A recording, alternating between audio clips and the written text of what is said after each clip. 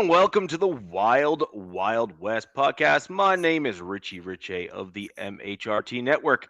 Over that away is DZ repping his Los Angeles Chargers. And down below, we have Navman repping his Las Vegas Raiders. And of course, I'm repping the Denver Broncos as always here on the show. We've got a great show planned for you, including a Navman edition on the screen, who will be popping in from stage right or left, depending on how you're facing your screen every once in a while, adding some additional Raiders insight into the conversation. We have a great show planned for you tonight. It's going to be a 5-round mock draft live, and we will go ahead and bring that in shortly. But before we do, how's everyone doing tonight? Fantastic. Good, man.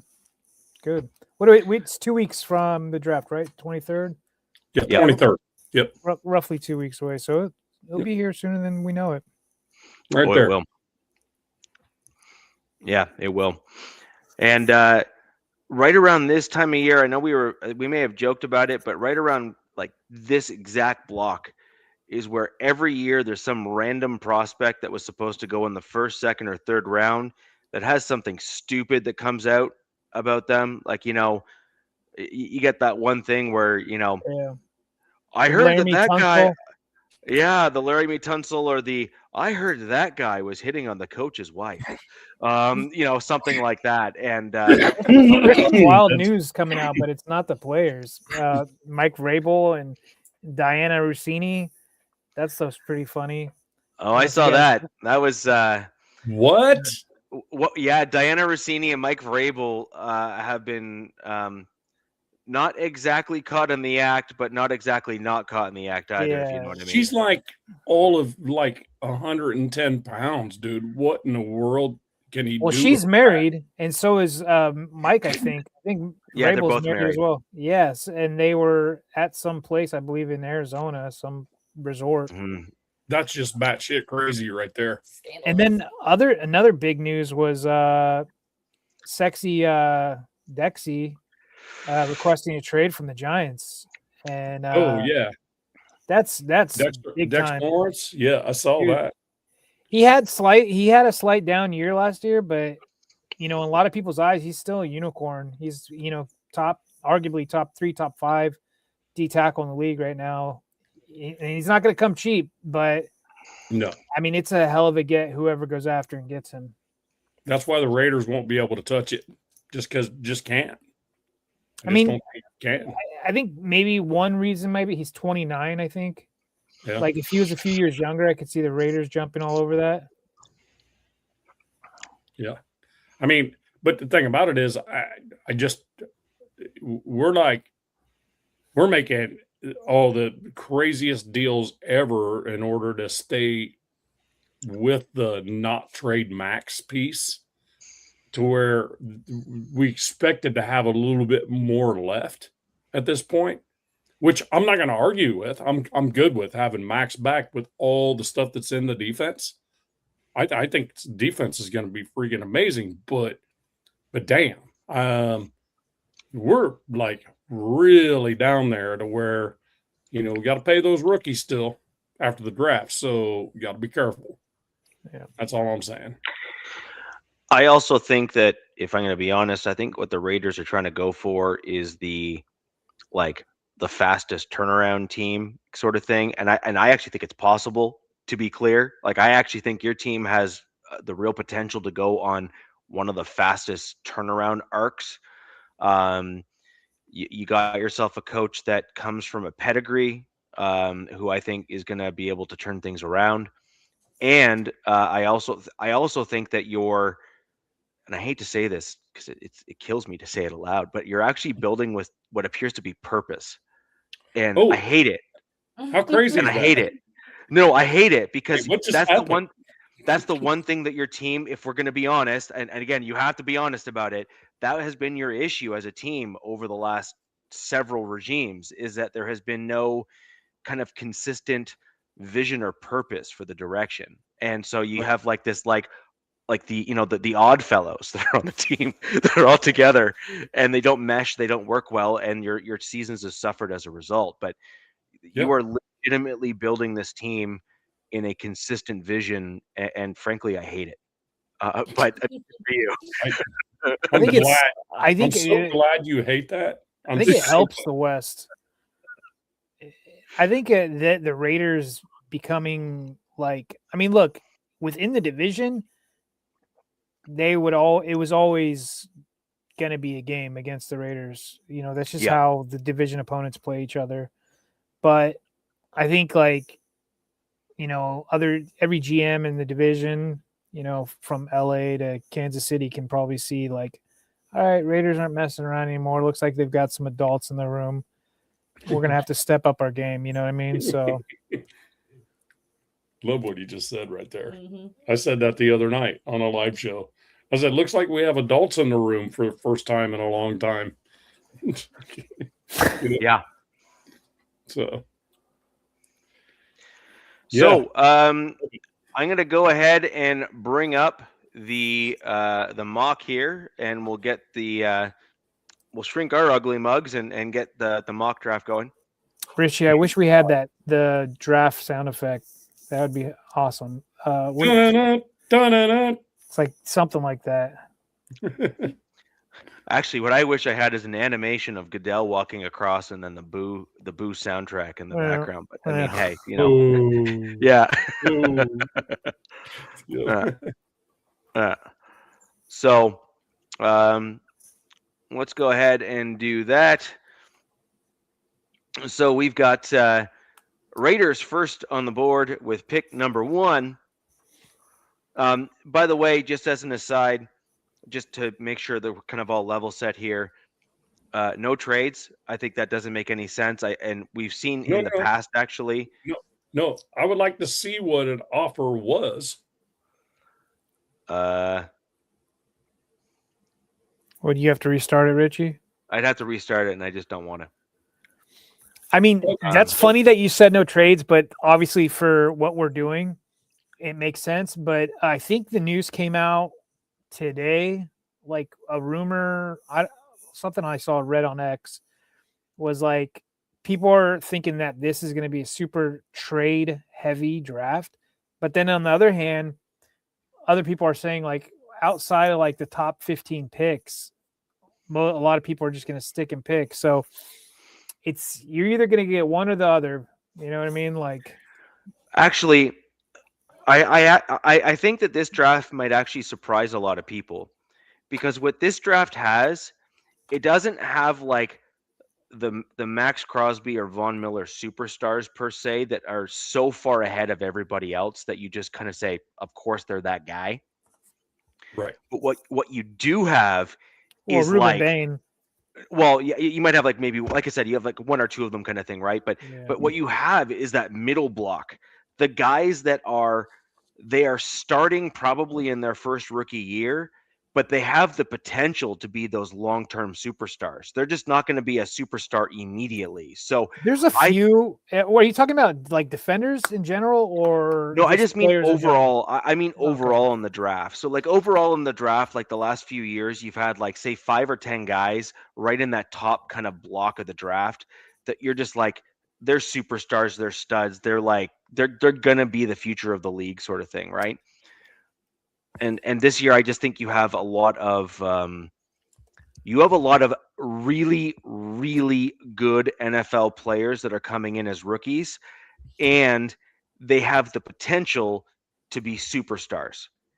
But there's a lot of them. Like there's like a huge chunk, and I think that's going to make it different. You're just saying there's not that many blue chips as you know. Yeah. Right. Which makes sense. Yeah, I see it. I mean. And it also, especially with there's literally only 2 quarterbacks really in this draft going potentially even in the first round if Ty Simpson gets drafted. But even with that, it kind of, puts a different look on this draft as a whole and prospect wise. Cause well, I don't know. Happy birthday, Jennifer. Hey, happy birthday. Oh, what's your wish, Jennifer? I'm afraid. She's a Raiders fan. I'm assuming. No, Okay. I don't think so. I feel like we're all waiting in suspense. there. So about those sound effects, there's a drum roll sound effect that would be rather fitting Drum right roll. about now. Yeah. Yeah. Yep. So with regards, while we wait for Oh wow. okay. Oh, you stopped having cancer. You went in remission today. It's your birthday today, and you don't have cancer? That's her wish. Oh, your wish that you stop having cancer. Oh my gosh, that's my wish for you too. Yeah. I honestly I hope that wherever you're at, and if that's kind of where you're at, that things stop right here now. At least stop spreading and kind of continue in a positive direction. Here's hoping that that's kind of where you ended up, and that in the near future you are cancer free. That would be in the at least in the centers here. I don't know what they're like there in the U.S. I've never been. I've been to a few here in Canada.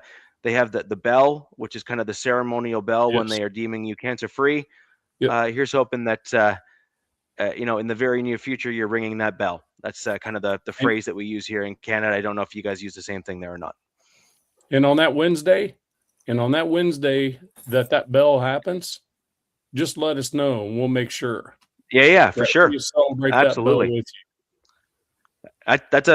That's a big deal, and here's hoping that things progress in the right direction for you, and you ring that bell soon.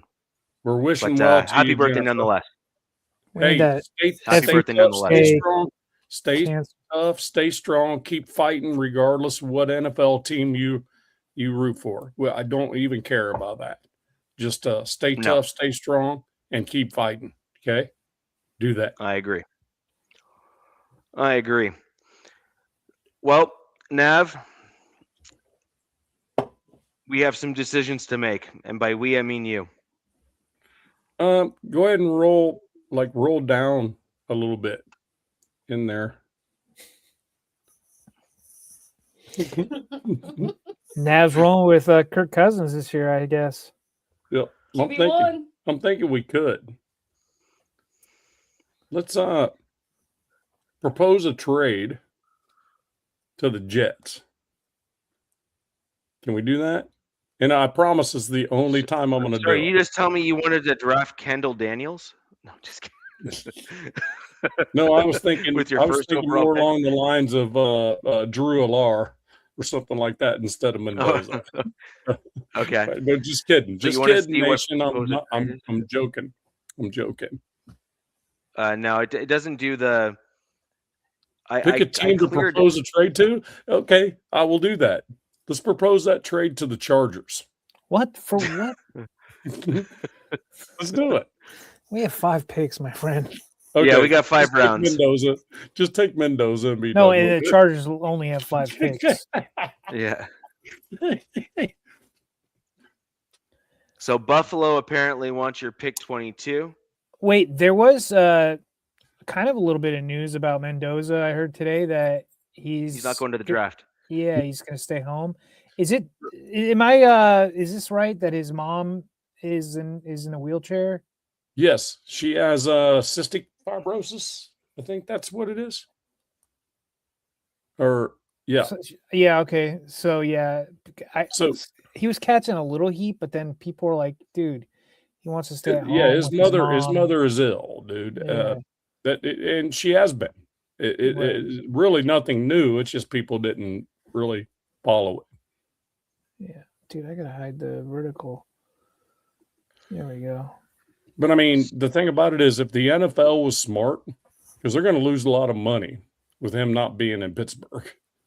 Yeah. If they were smart, they would say, "I don't care if you have 100 people coming. We'll bring them all. We'll pay all expense paid. We'll get them there. We'll have hospice people there. We'll have best medical staff and the whole 9 yards for you to be there." I agree with that. Actually, that would be the right thing for the NFL to do. But at the same time, I don't think they're going to do it. They're going to lose ratings for not having the number 1 overall pick in the room. Richie, can you scroll I just want to see just see who's got picked in front of me. Oh, I know where you need to go right here. So we got Bailey. Jeremiah Love went to the Cardinals in this particular draft, Ooh, Okay. which is wow. interesting. Arvel Reese. Marvell Reese, Carnell Tate, wide receiver to the Giants. We have What? Francis.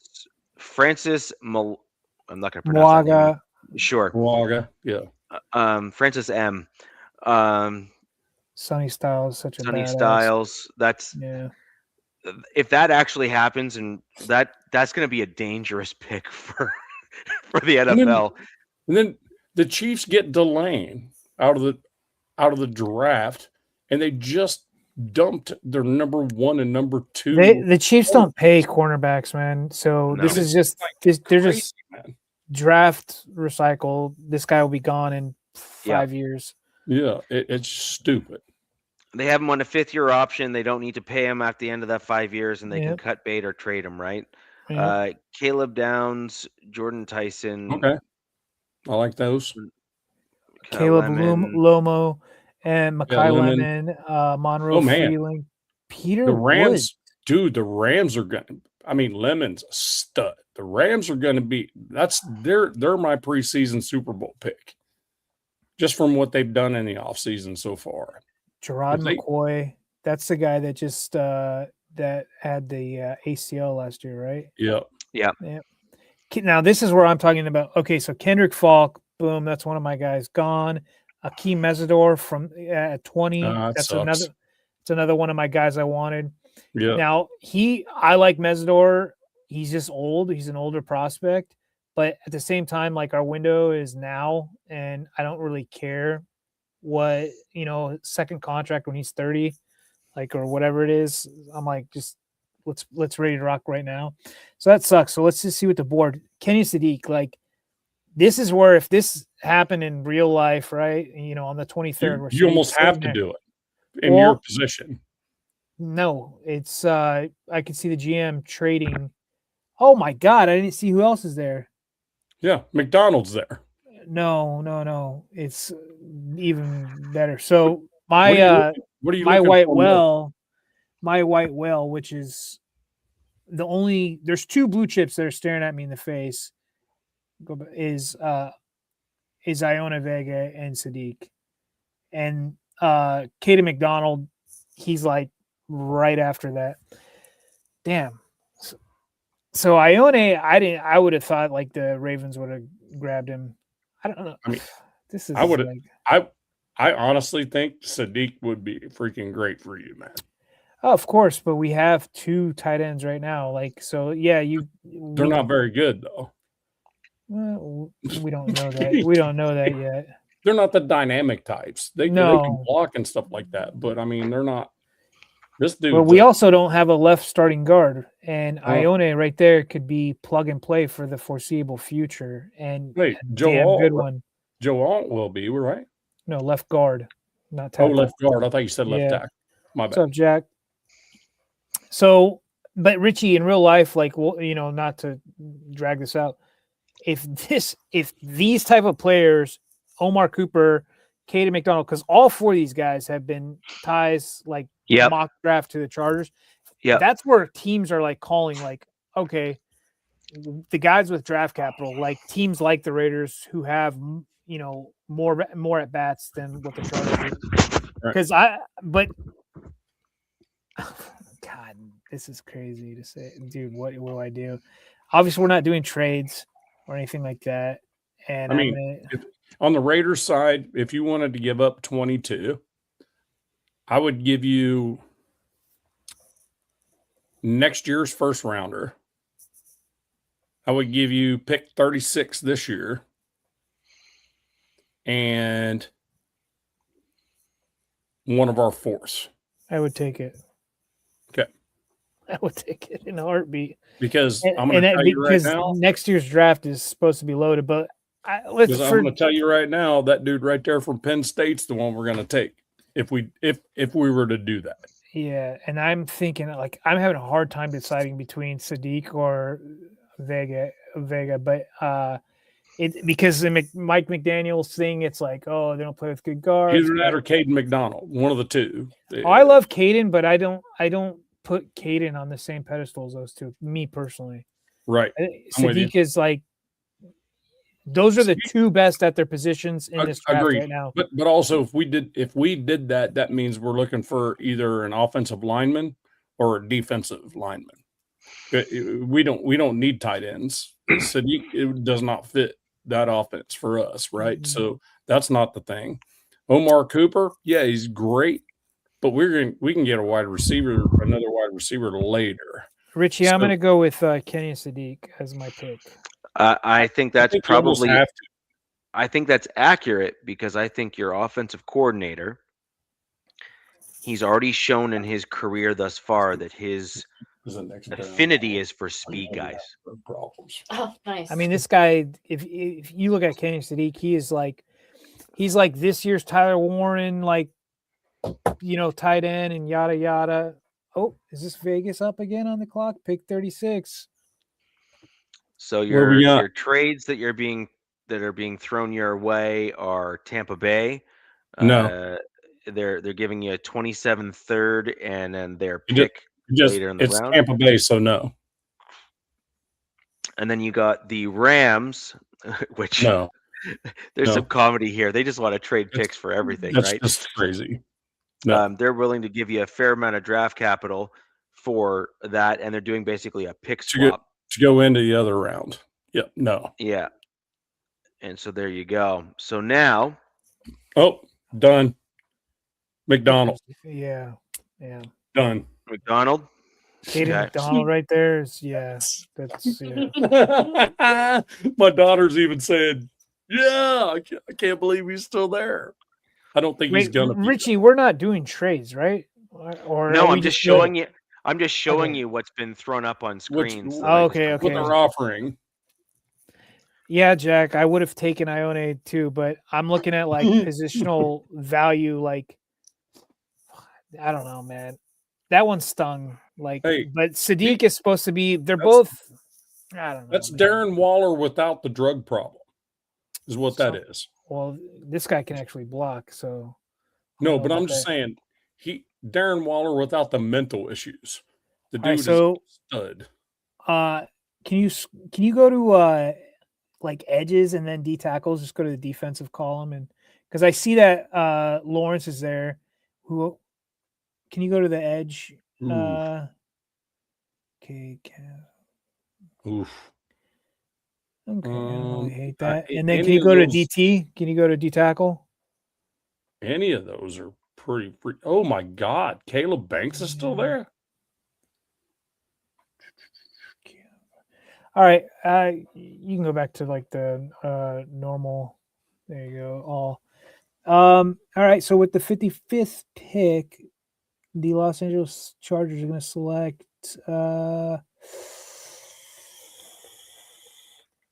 This might be controversial, but I like the Chargers. I love our D-line coach. I think what he's been able to do these last couple of years has been pretty impressive.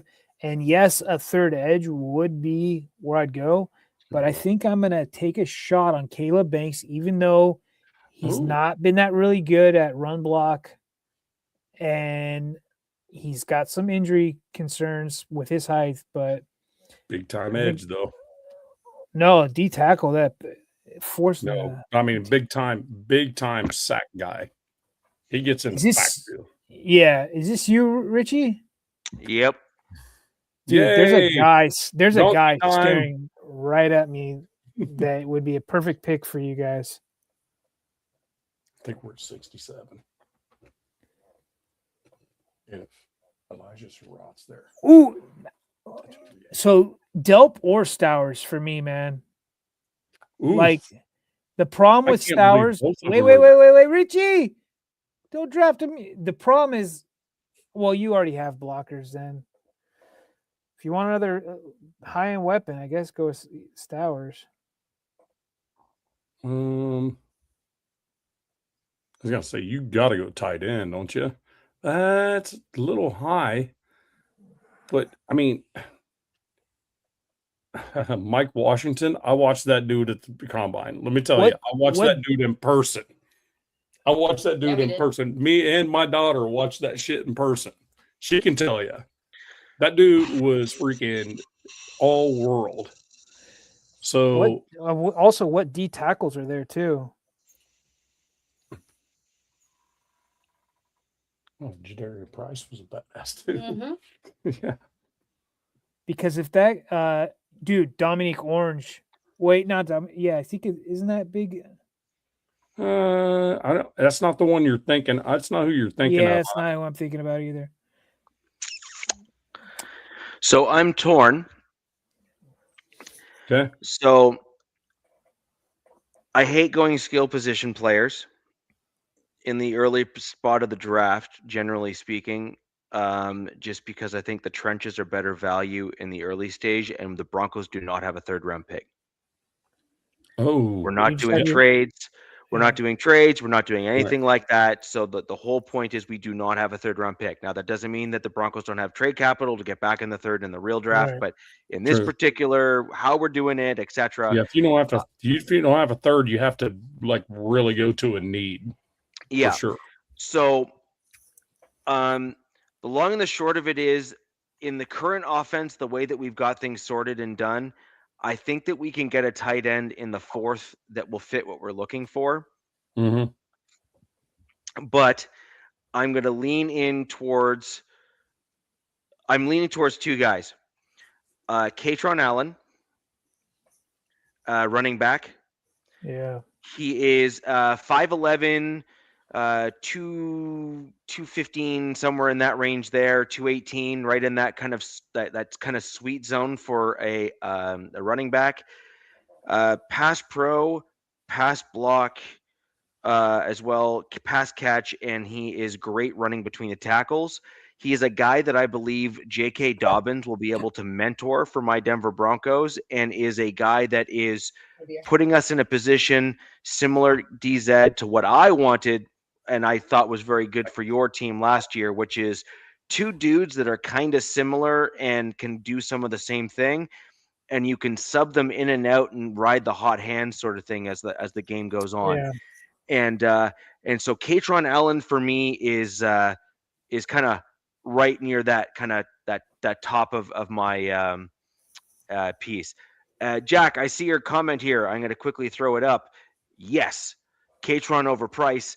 I think for what the Broncos need and how they're wanting to run the thing, I do believe that Katron better fits what we would need as a team over Price, in my opinion.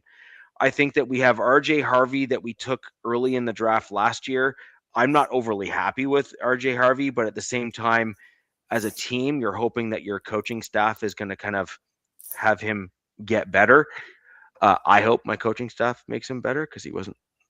I didn't much care for how he ran the ball for the most part last year. Now, on the other side, the other guy that I really like, and again, I'm only kind of targeting certain players because I only have specific team needs, in my opinion, and we need to bolster certain position groups, and we don't have a third round. I don't have something else to go off of here. I love Caleb Proctor. That was my thing, is like with that second round pick, is that it would be a D tackle for you guys. Yeah. But so as much as I like Dominique Orange, totally get it. I think I'm going to probably target Caleb Proctor and roll the dice that my other backup running backs and tight ends are going to be there in the fourth.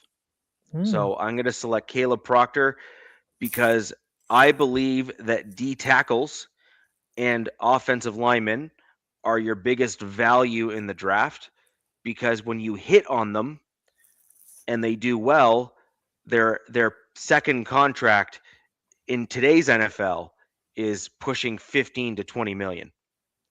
And so you're going to get tremendous value from targeting them in the draft. So I'm going to select Caleb Proctor in the second round for my Denver Broncos. there you go. And we need a guy that's capable of rushing and getting up to the passer in the middle, but we also need a bigger body that can double down as a run blocker as well. And I believe Proctor allows us to get both. Okay. Pick 67. Here's your Tampa Bay reject. You got the Eagles. They're offering you. Reject. Well, you're rejecting them anyways, whether you like it or not. But Right. Oh, can you go to all? Go back to all, Richie. Yeah, there you go. Oh yeah. Oh no. Okay. All right. Jack, you know what we're looking for. Son of a biscuit. I want to see defense, please. I want to see safety. And is he there? He is there. He's just damn. Wish he. Bud Clark's there, but I really don't want to do that. How about back to offense real quick? Wide receiver. If where's Surratt at wide receiver? There he is. He's at 95 as well. Kind of in the same ballpark. Kenna, what are we doing?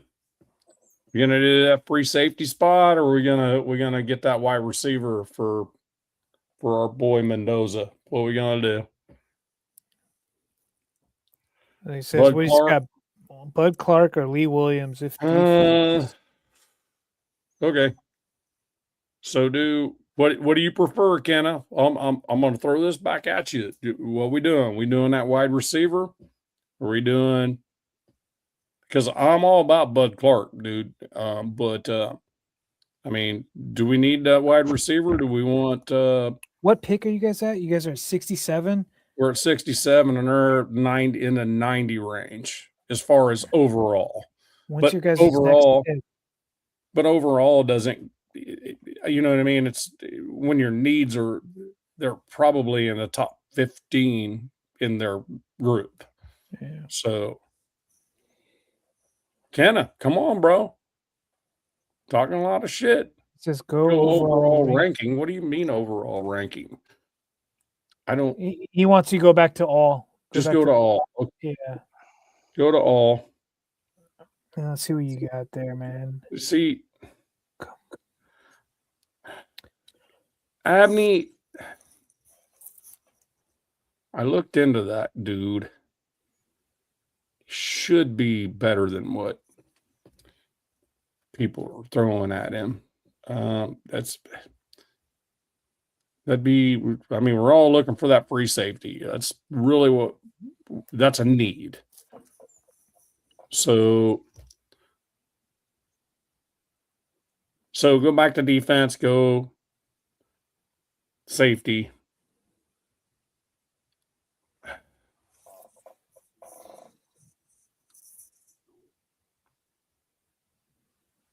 Let's do Ramsey. Just do Ramsey. Be done with it. Ramsey? Yep. Okie dokie. Oh, wait. Sorry. Never mind. I meant Bud Clark.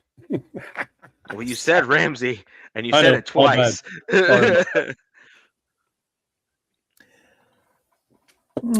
So Dallas is offering you basically 92nd. Basically a pick swap. Or and two a better pick swaps. 2 pick swaps. Yeah, go back to all before I even accept that. Let's just see who's available right now. Bud Clark's still there. Shit. Can you scroll down a little bit, Rich? Dude, who got Jennings Dunker?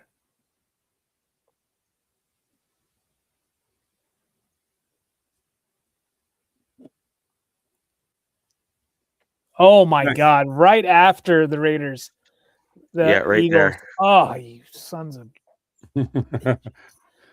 Hey, Kenna, I'm looking at pregame running backs. This very next pick, bro.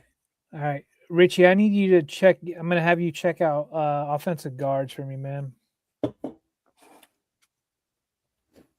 See some of these guys I like are there. Really, that's what I got right there. I mean, Jalen Farmer. I love Jalen Farmer and Bo Stevens. I'm at what, pick 86? So these okay. I'm gonna go back to defensive. Go back to D edges. At the edges. Yes, sir. 102. I need to pee.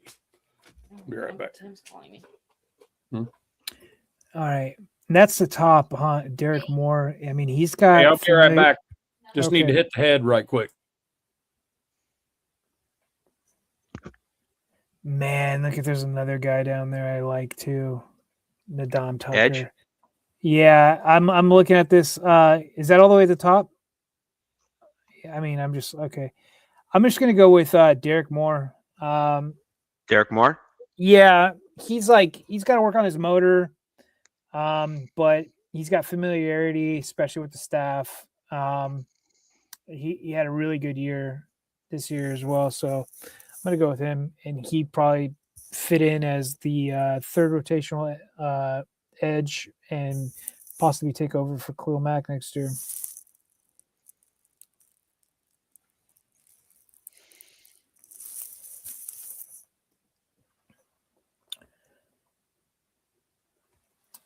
Just you don't have to draft anything for them. Just give that away,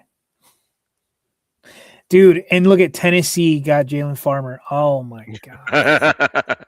But that's on brand though. Tennessee has always remember Vrabel was there. He was all about that, like the lines and running the football and that kind of stuff, right? Damn. Yeah. I wanted him so bad, but wow. So here's the tight ends. I'm doing a bad job because we need O-line help, and I neglected that. Wow.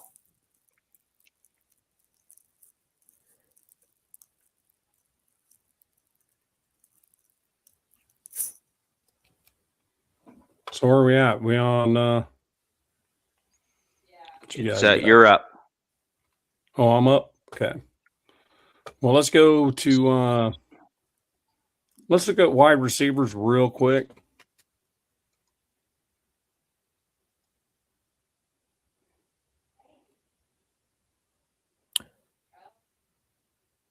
Wow.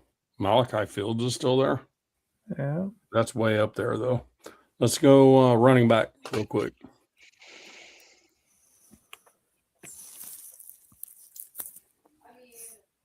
Hemby's there. Yeah, I might be able to get him next. We have 4 fourth rounders, so I might be able to get both of them. Forget about that. So let's go.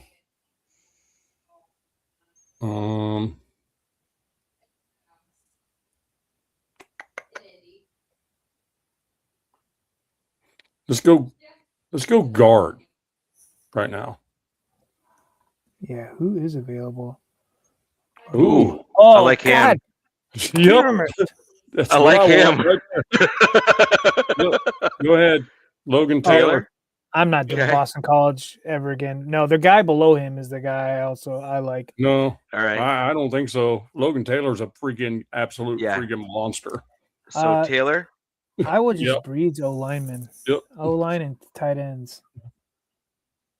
That guy's all right. Oh, Broncos. That's my guy right there. Which one? Seth McGowan. Oh yeah, you talked about him before. I have.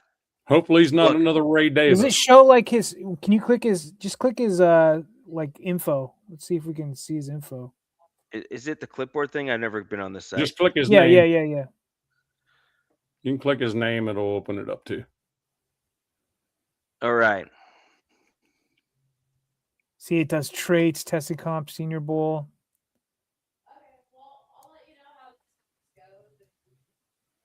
Hopefully he's not another Ray Davis. 6'1", 215, Richie. I know you wanted a bigger guy. Yep. I did. So he's got some traits overall. So he's got explosiveness as a blue chip, agility, twitch, receiving ability. He's like at that upper echelon, kind of across the board, which I really liked. Sorry, what do you want to look at? No, I just keep scrolling down, see if they gave him any of like they're giving him pretty good grades on everything. Wow. Yes.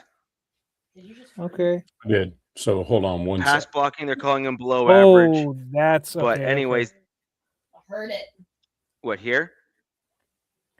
So this, you know what, Richie? Like, say the Broncos were to draft him, right? This is your goal. That's his rookie year. He's probably going to be like goal line Shaking it back out. or short down situations.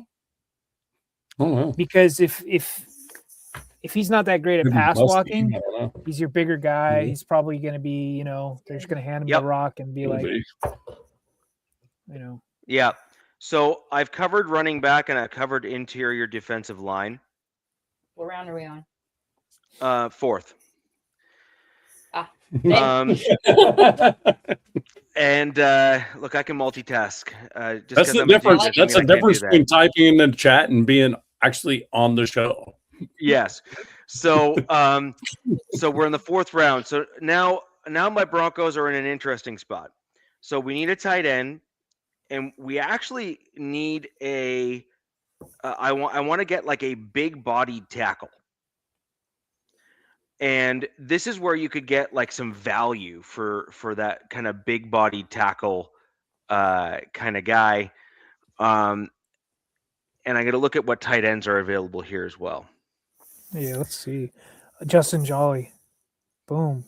So that's a solid option right there, except I see a different guy that I like better. Raritan from Notre Dame. No. I like Roush from Stanford. Man, he's way the hell out there, though. Right. I'm just saying, I like him as a prospect for my Broncos. But You might Jolly's be able to solid. get him in the 7th round.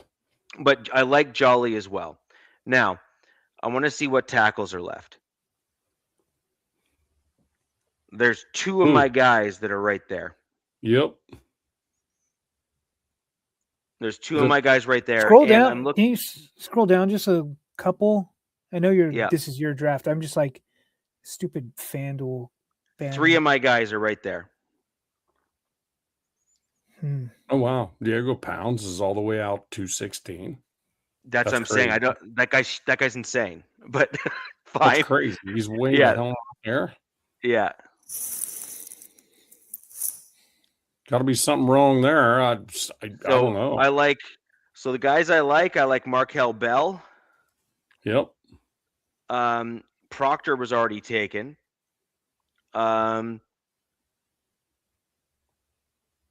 J.C. Davis. I like Bell. I like Burke. I like Diego Pounds.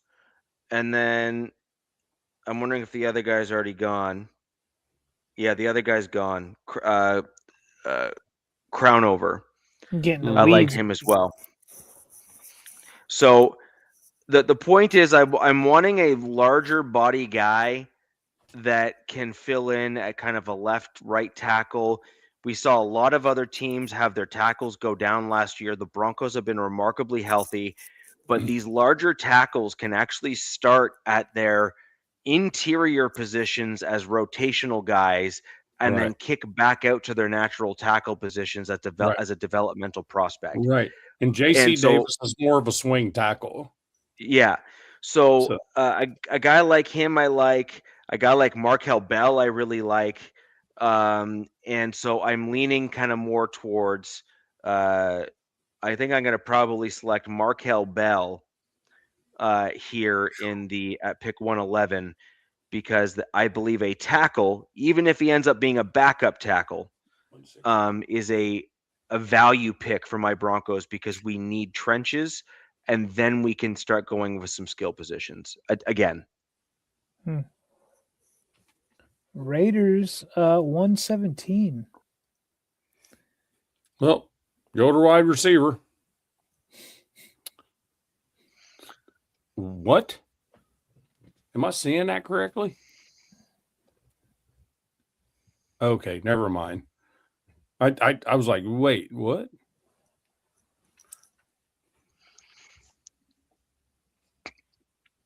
Can you click on Malachi Fields' profile real quick? I just want to check his size. 6'4", 222. That's what I saw. Damn.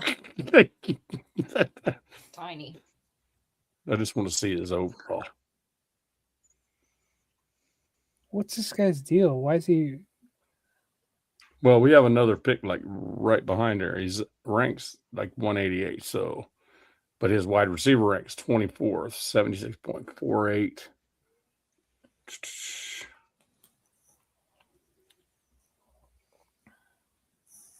All right, let's go out of there and go to running back.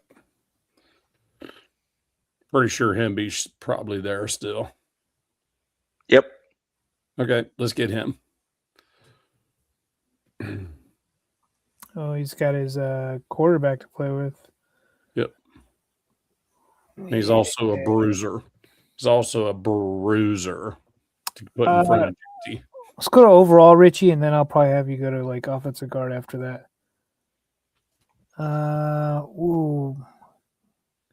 Malik Muhammad. Dude, cornerback low key too. I like cornerbacks. Let's just scroll down just a couple. Just let me see what's around there. All right, let's try just go to offensive guard, please. Bo Stevens, boom. Lock it in. Nice. Lock Bo Stevens in. Yeah. Nice job. Easy Great peasy, pick. lemon squeezy. That guy's, yeah. I mean, All they'll right. probably have him compete in camp, but Now let's go to wide receiver real quick.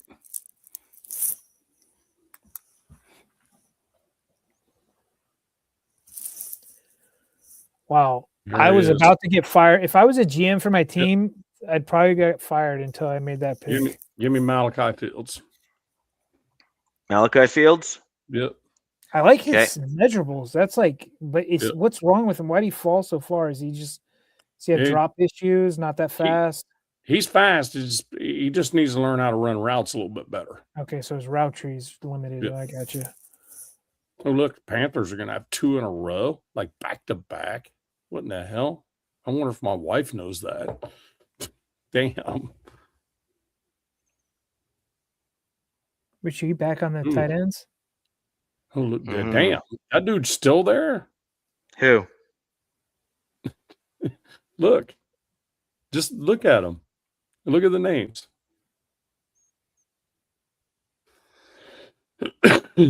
Why is he there? Is he hurt? Injuries? That dude. Did he get hurt or something?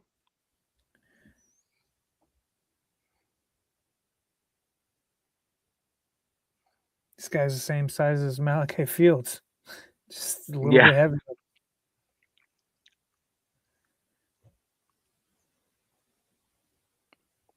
Oh, he's Undersized. Too small for a tight end, I guess. Too small for a tight end. Blocking is above average, but it's his play. It's his power profile. I bet. So it's size, score, just saw power him make it. profile. The few times I watched Texas, saw that dude like make some plays. You know, I was like, oh, I mean, okay. there's some teams are just all about game film, and then Mhm. then you have measurements and combine and testing. You know, sometimes Yep. it's not a big deal. They just want to see Right. how guys play, especially who they play against.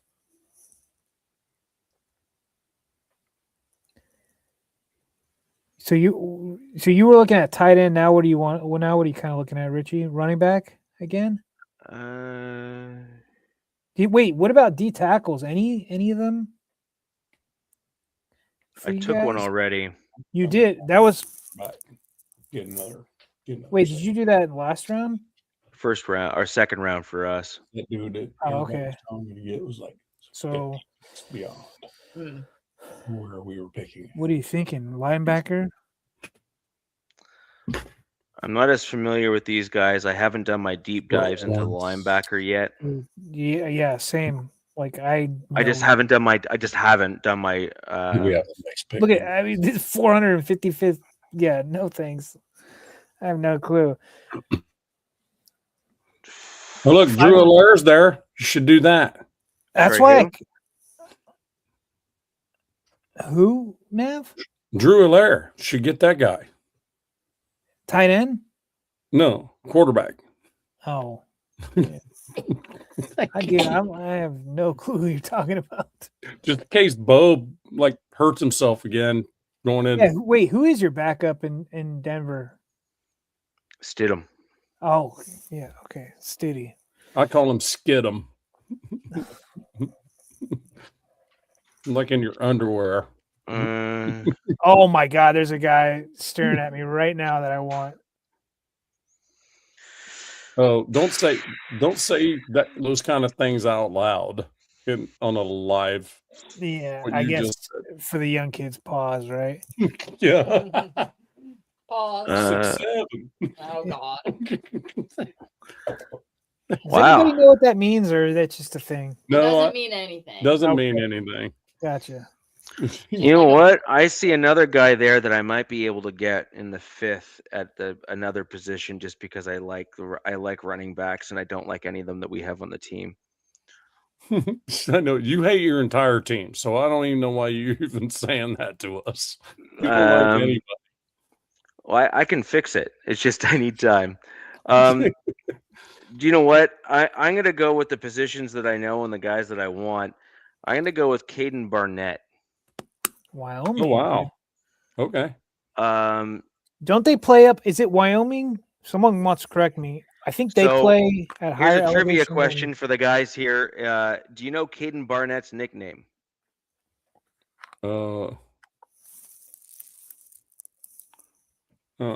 No, I don't. This guy But, you're drafting or what? Yeah, I'm going to Kenneth draft said- him here. Tell Cheyenne I said hi. Jack. Jack Kenneth. Hi, Jack.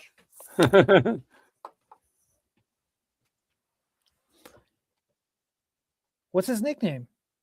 The Vanilla Gorilla. Oh, that's a pretty good nickname. Wow, But Dude, that's a conundrum. That's like a double conundrum. Oxymoron. Double Oxymoron. conundrum, actually. It's like wait. Vanilla Gorilla. That's crazy. I So think we it's had called this- a double conundrum. We had this guy on in high school. His name was Kelby. He was a big dude. He was one of our tackles on the offensive line, and we called him the albino rhino because he was just he was like, you know, one of those like dudes from like Scandinavia. Like, I'm pretty sure his grandparents were like fresh off the boat. You know what I mean? Ragnar was his grandfather. Yeah. Dude, he had like the bright blue eyes, like not 1 ounce of melanin in I his have a skin. friend like that. His name's and- Johnny Walsh. Oh yeah. Never smiled, was always like wanted to kill you. But yeah, albino rhino is what we called him. All right. Raiders are up. Oh, here's where it gets spicy. This is like, I think, where Raiders start building, like, this is their depth. This Yeah. is like, we're going to So- start building rooms out. This is where I think let's go back to offense and look at wide receivers one more time. Dude, Jack, if you get you're going to have like 3 Indiana Hoosiers on the Raiders. Because didn't you guys get his running back as well? Yeah, Hemby. We didn't get Surratt, though. I missed on Surratt. No, got the Notre Dame guy, Malachi.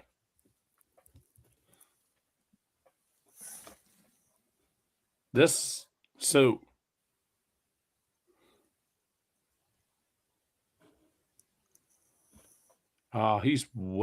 still well off the board. Holy shit. Okay. So let's go.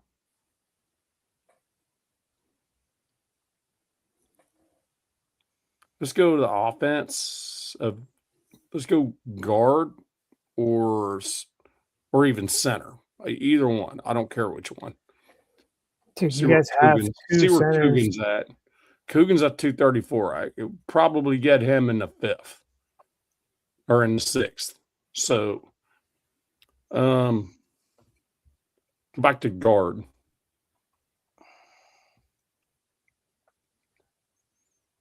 Oh my.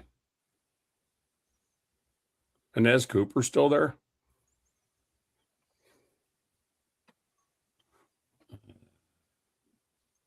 Take a look at him real quick, if you would.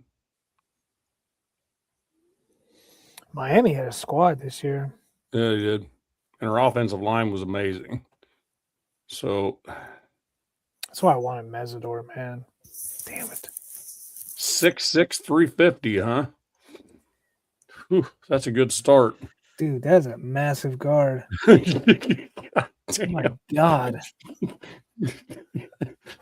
It's a good start. What's the stuff below in the scouting report? Dude, if you don't mind? 6'6", 350 pounds.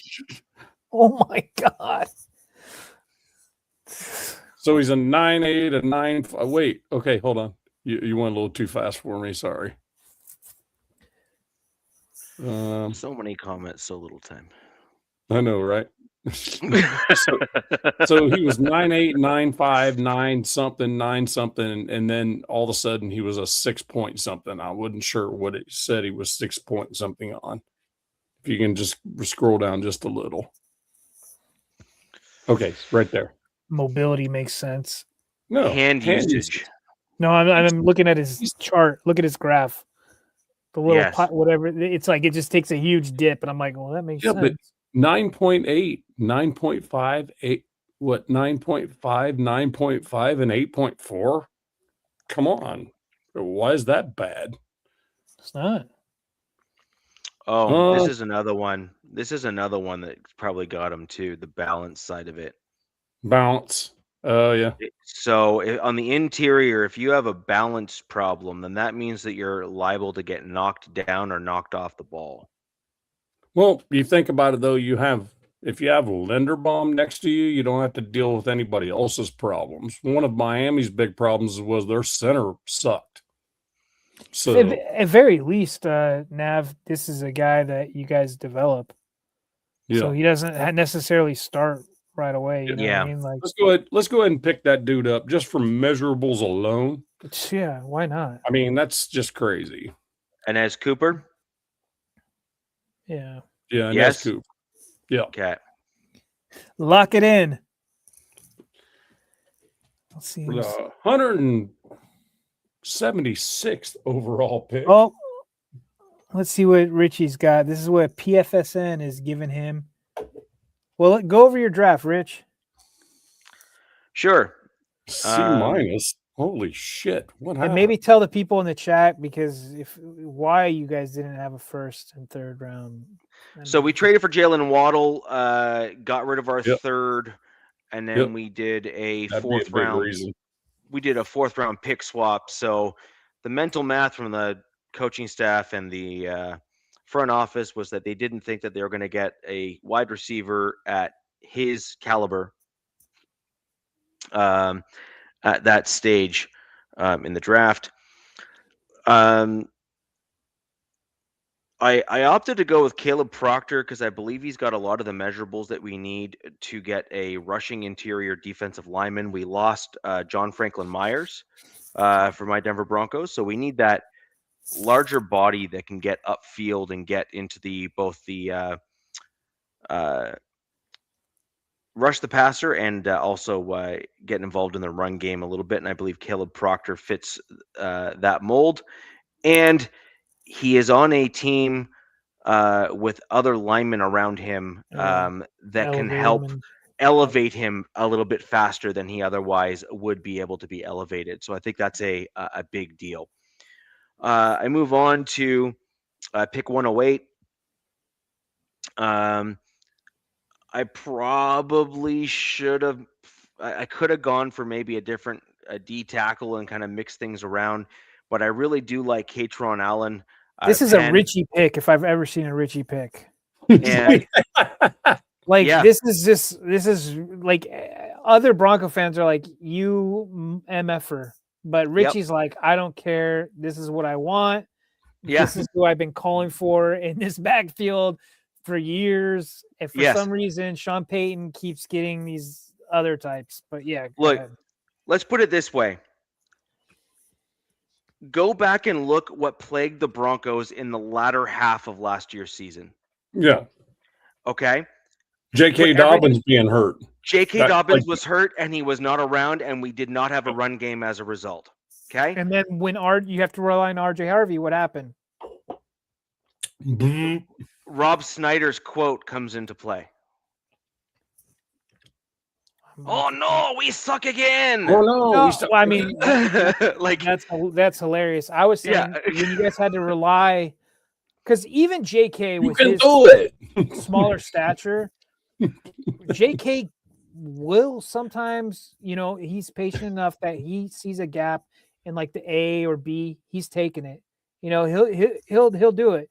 I mean, but JK likes to, just to his size, likes to bounce outside.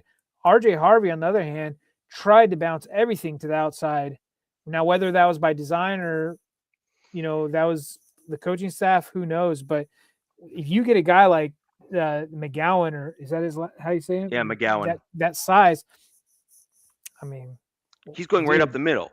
Yeah. Hopefully he's not another Ray Davis out of Kentucky. Yeah, but so I had 3 guys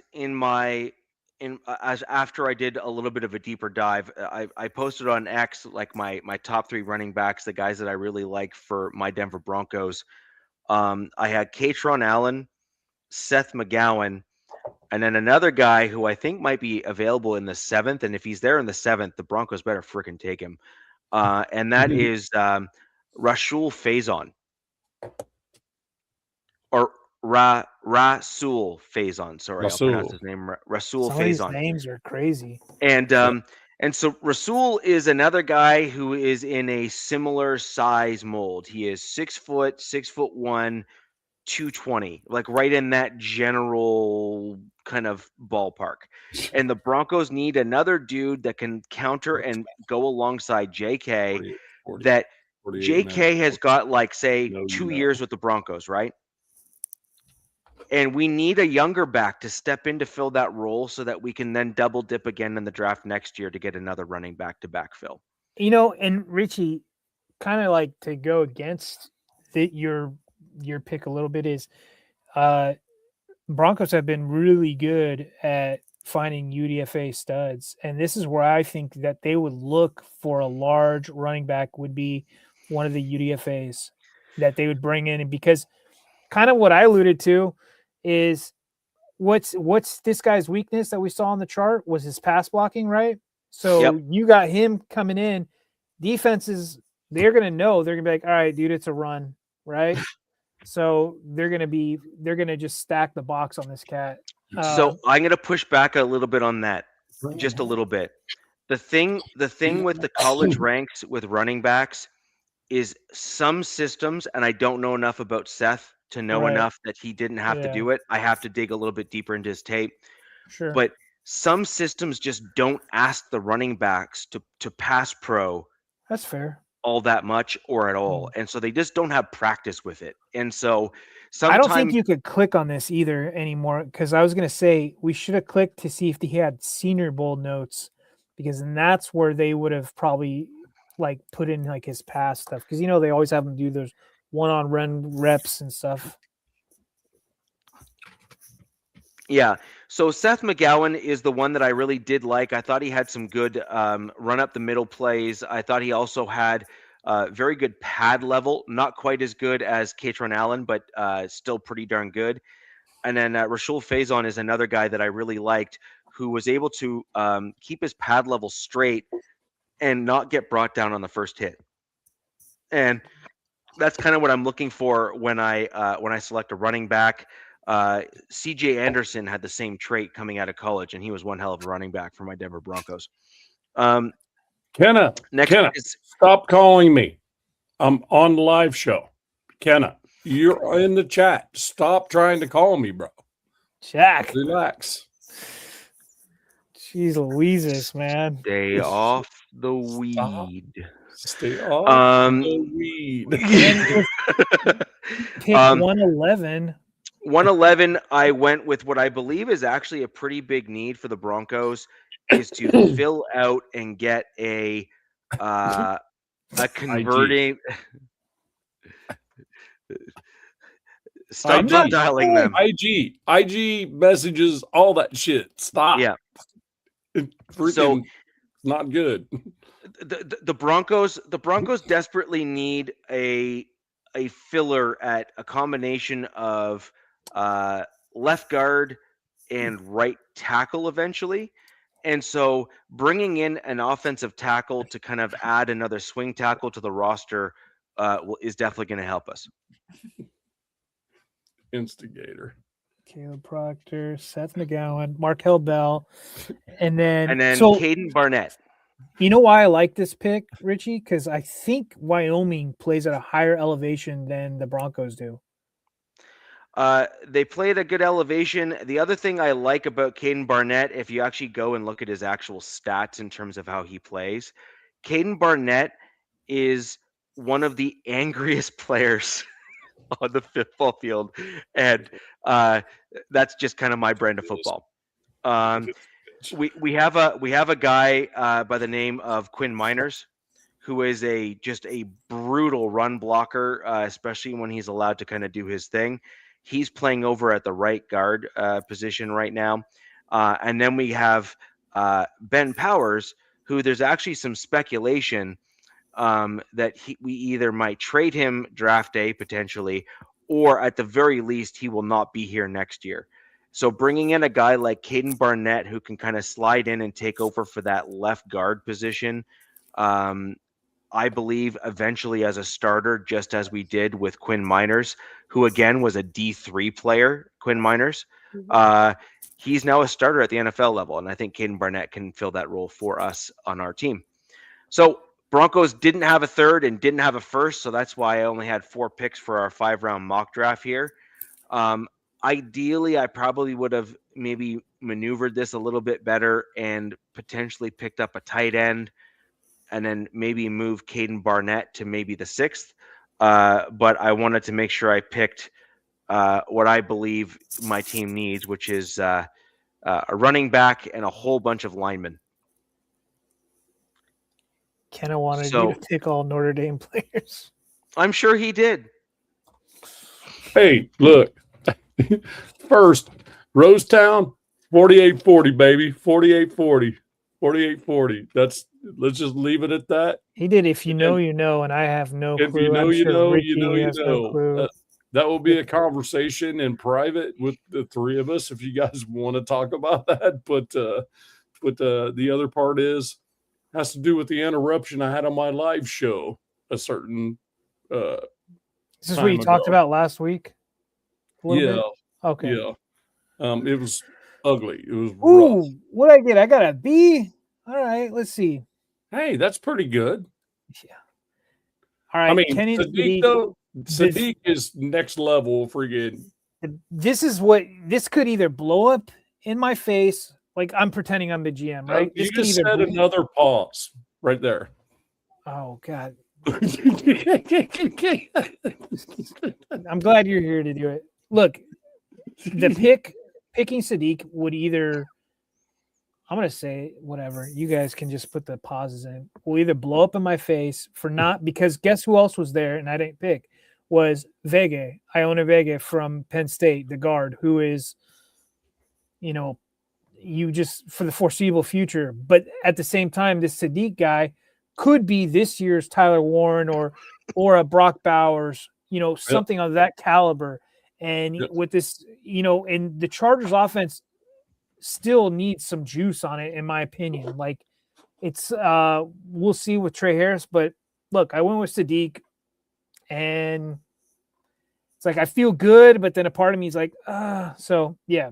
And then at 55, Caleb Banks. And I kind of did that because I like our D-line coach. He's got there's still some question marks about this guy, but like if he hits, this guy could be a game wrecker, man.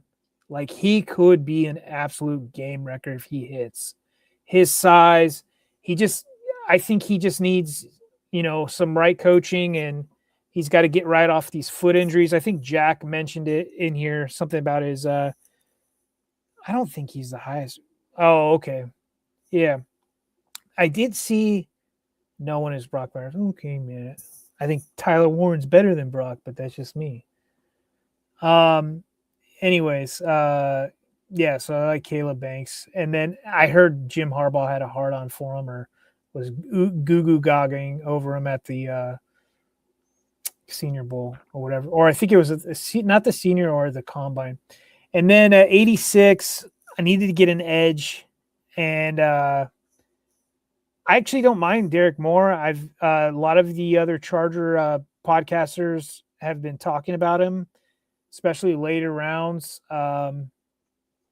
He's got two really good guys to learn from Thule and Khalil Mack, and he's got to polish some stuff up.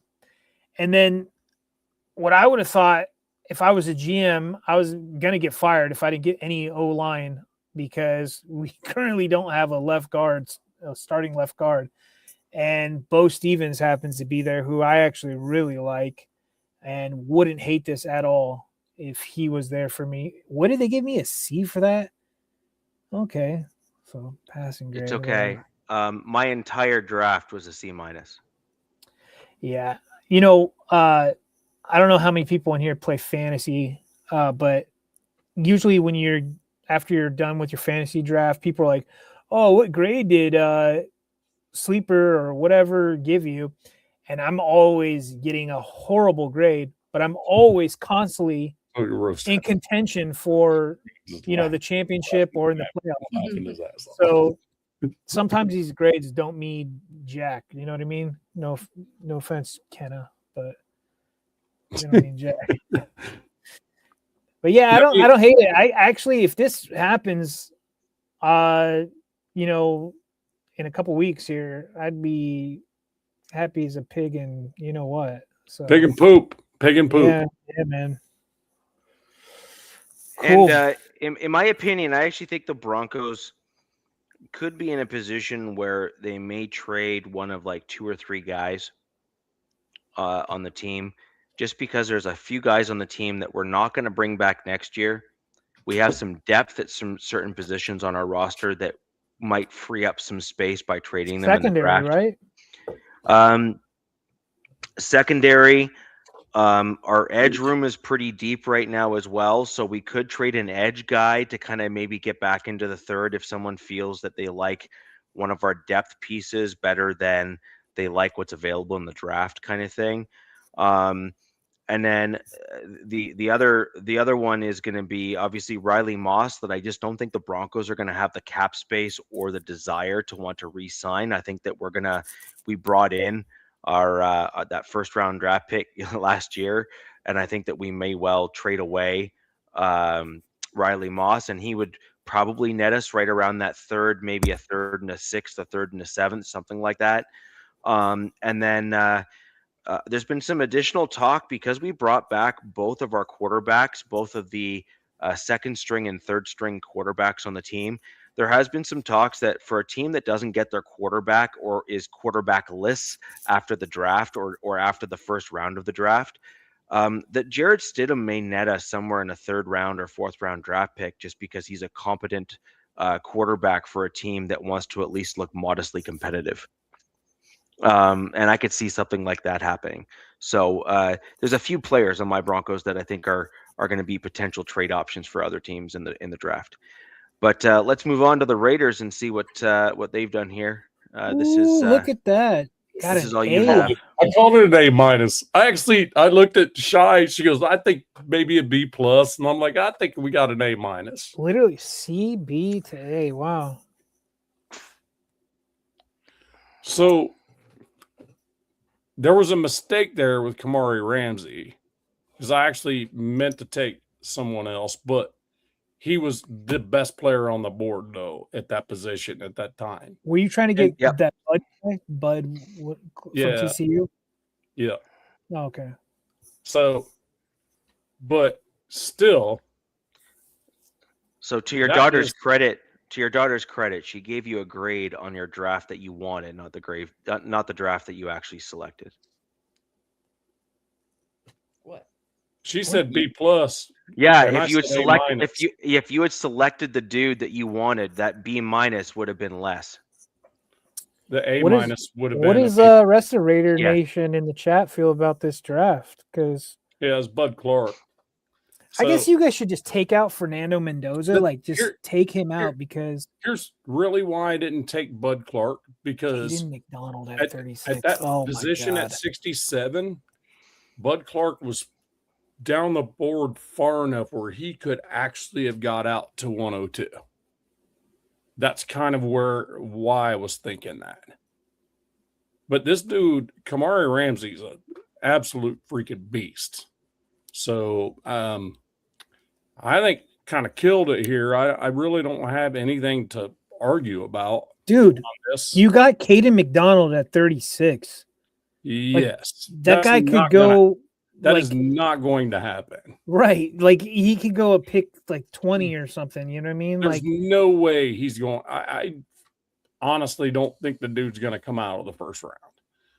right. Too many right. teams have that need. I think the same goes for my draft, but yeah, like dude, that would be killer. And then having a running back in the backfield that Mendoza is familiar with, that's a big beast freaking running back. That's something that Genty would enjoy, having a dude that could clear the way for him. I mean, I know that the NFL's not big into the split back stuff. They're not big into the I formation stuff. But hell, they brought Craig Ironhead Hayward's freaking son in and signed him Those as guys a from fullback. Maryland, Edgewood. I didn't know that. So you know what I mean? He's a beast. So he 6 foot 208, and he's a bowling ball. Dude, And then what he got did hurt right at did the end of the Signetti season. just get like was that Indiana team Signetti just like he just got every Well, let's not forget Indiana didn't come out of nowhere though. So I mean, I'm just looking at their team. They were like a super old like team. Like right, but the thing about it is you name a 5-star out of high school that they even had. yeah, Not one. No. So I mean, but they didn't come out of nowhere. They started making their way. They made the playoff the year prior with freaking Kalen DeBoer. Okay. So I'm taking your word for it. I'm not that huge into. So Kalen DeBoer was the Washington Huskies head coach with Penix. Okay. Right? Came from IU. Kalen DeBoer brought them to the playoff realm, right? And Signetti brought them to the promised land. But that's crazy because Kalen DeBoer didn't he get Kalen DeBoer went to Alabama? Didn't he get a huge payday, Nav?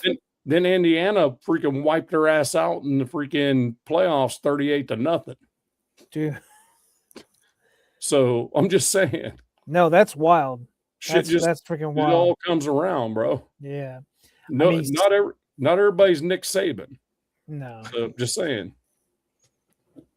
I mean, IU didn't really come out of nowhere. Is it this year? 3 years, yeah. They've been in there. So Matt, is it this year is the last COVID class, or are people saying some next year? Is it no, not unless they redshirted. They were redshirt freshmen in the COVID year. They actually and an injured redshirt the following year. Then they can actually, and it's literally a freaking 2 handfuls of players throughout college. With this comment, to be fair, from what I heard from guys who like Nav but do shows and stuff about college, high school ratings are complete bullshit. Yes, like, they just hand out like, homeboy's he's a 5-star, he's a 4-star. It's all BS. Those are all handed out in the in Indiana. It's IHSAA. So what they do is they rate their Indiana players based on their stats, who their number ones are, right? And then each state does that then it goes to a governing body, and then they choose the stars based on that. All right. So, but I it's get that literally point. like What me- Jack says, like Oregon, 50, everybody wants to go there because they're pretty uniforms, right? And Nike and the whole nine. And then what Signetti did with Indiana is extremely impressive. You can knock it saying they had a lot of old players on their team, but it was impressive nonetheless. Well, to be honest with you, Indiana, the all of the 5-star recruits, only one of them will be in this draft, and that is Pons. This upcoming draft coming up? Pons, and he's like a very short corner that's not going to go in the first. Gotcha. So Pons now he's dynamic and he can jump his ass off. The dude can fly and jump like crazy. I watched him at the combine. That dude was freaking smacking down the freaking popsicle sticks over 6'4" dudes. And he was going up higher. Yeah. And Nav, the Raiders have 10 picks, right? 11 total. So it's 11, and you have like 4 4s or something crazy. Yeah. Pons is 5'8" with a 46 vertical. Jeez Louise, dude's got hops. He's like a rabbit. Yeah. So no, I'm saying it's like as a Raiders fan, you don't expect them to draft, make 11 selections. So they're probably, what do you think, 9 selections or 10 or 8? Because they're going to want to trade up for higher quality. Or if it goes the way the first 2 picks went in this particular one, you get Mendoza and McDonald right there. I can see that 67th pick getting dealt.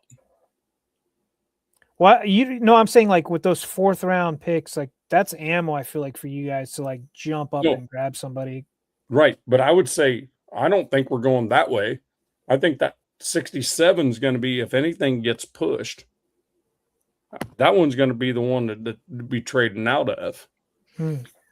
I think he might be right, but I think it's going to be slightly different. I think what you're going to need to do is, I think your target may be a Caden McDonald or someone in that vein for the D lineman, because Kubiak comes from that general kind of mold, right? Like he comes from the Shanahan tree and mold and everything else. They know what they're doing. So I think what you're going to see is in this year's draft, we've seen, I was talking with some other guys as well.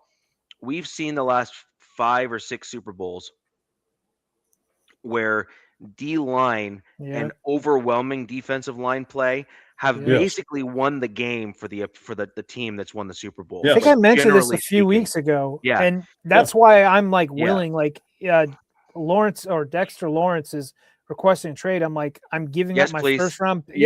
I'm giving up my first round pick, and I'm giving up probably like another pick or player and then a future pick. But I also see teams like maybe the Detroit Lions doing the same, who have an earlier pick than my team. So dude, But the point is that I could see Nav's team with 11 picks saying that doesn't make a lot of sense. That's going to blow through a lot of extra cap space that we don't necessarily want to blow through, and we can maybe consolidate talent, spend maybe only slightly less, but get better caliber players to like strategically improve our team in the right direction with players that we think are going to work. And I could see in this year's draft, because it's a copycat league and everyone wants to try to, match the next guy. I think that what we're going to see is like we saw a couple years ago, where because the quarterbacks are, we'll say, not the strongest this year, and there's a big gap then that needs to be filled, I could actually see the first round going in a massive run on D tackles, as well as like D tackles, D ends, and edge rush, because what we've seen in the Super Bowl runs for those teams that have been successful. As a result, I think it's O-line. I would throw offensive tackles in there as well, because 100%. Yeah. Just trenches 100%. in general. But my point is that in order for Nav to get his his D tackle, which I agree. I actually think his team needs someone to help take the pressure off of Max and then kind of free up that additional middle section of the field, etc.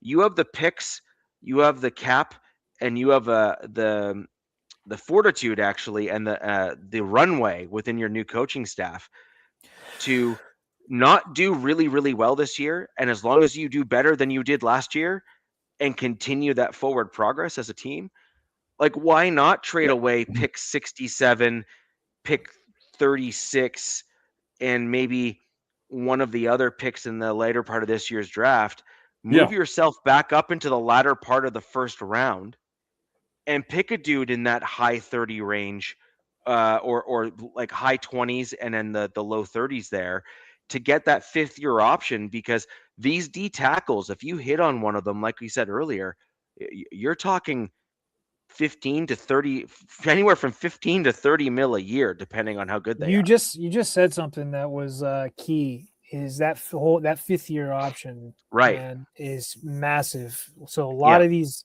players in this first round it's like business decisions. You know what I mean? Like, well, that's how we got Linderbaum, Mhm. because the Ravens didn't want to pay his fifth year. yeah.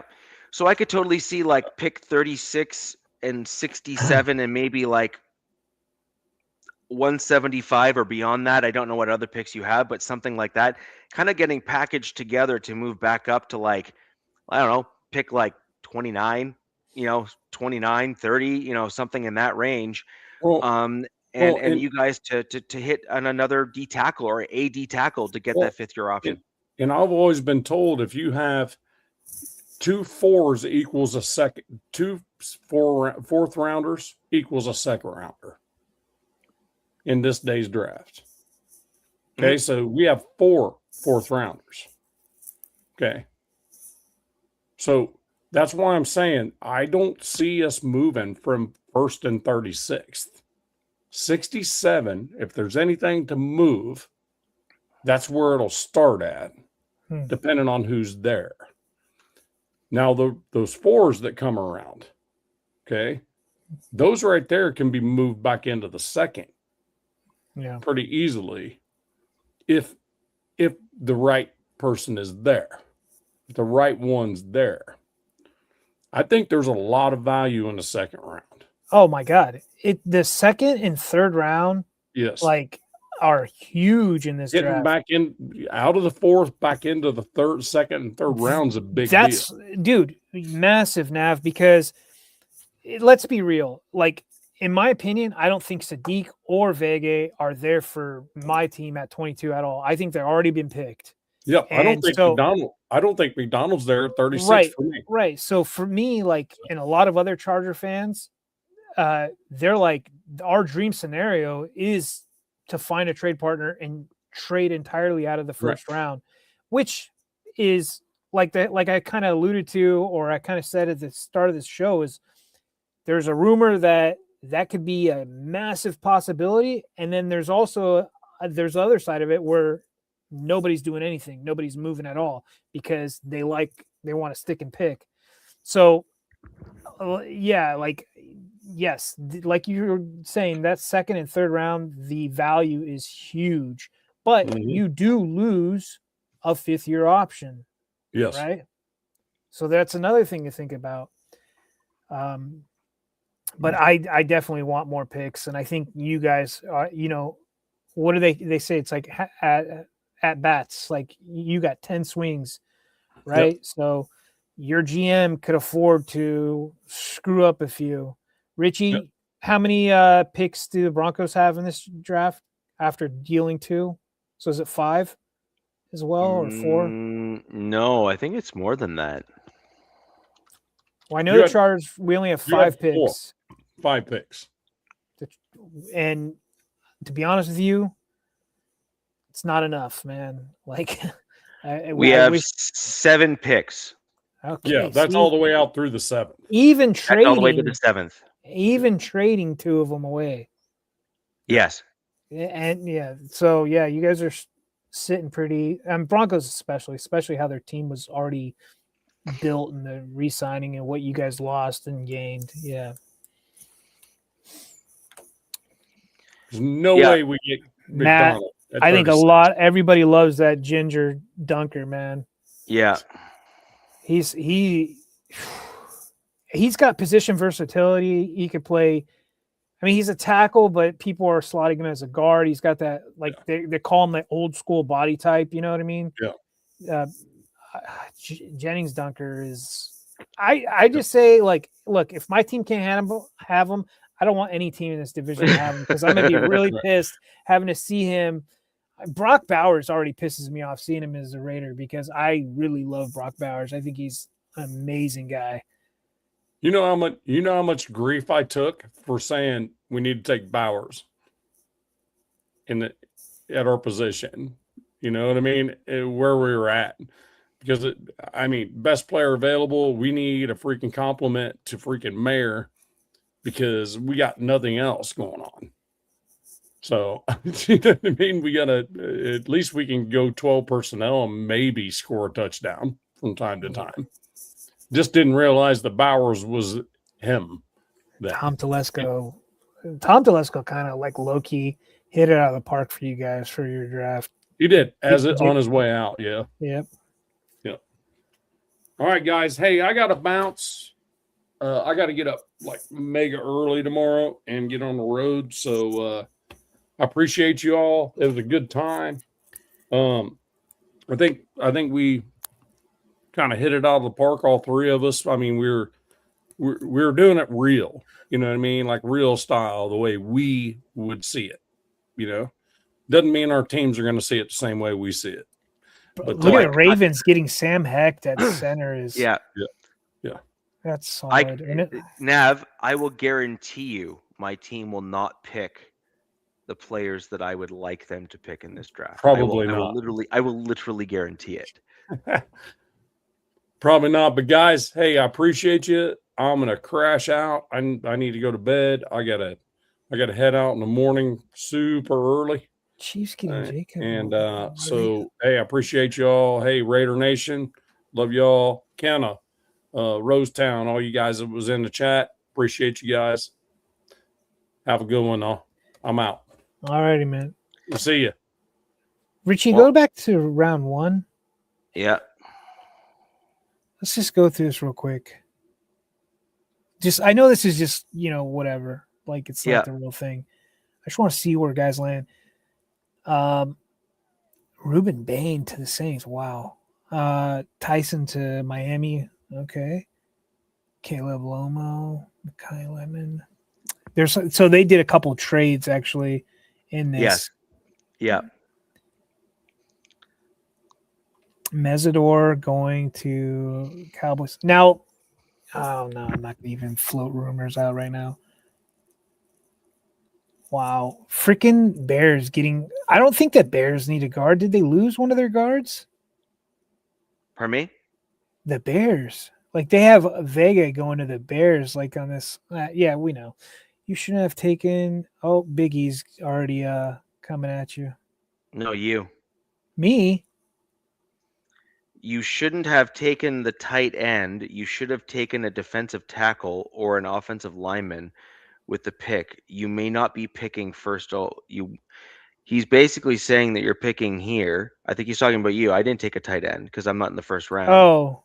He's saying you like the Chargers last year had an offensive line problem because you had no, so I know. many Yes, injuries. right, Yeah. dude. Yes. That's what he said. That's what he's saying. Yeah, that's what he's saying. He came in late, but Yeah. I had a huge, like, Vega, Ione Vega. So you had yeah, Vega and Sadiq basically like this is where, like, 1 and look, 2, right?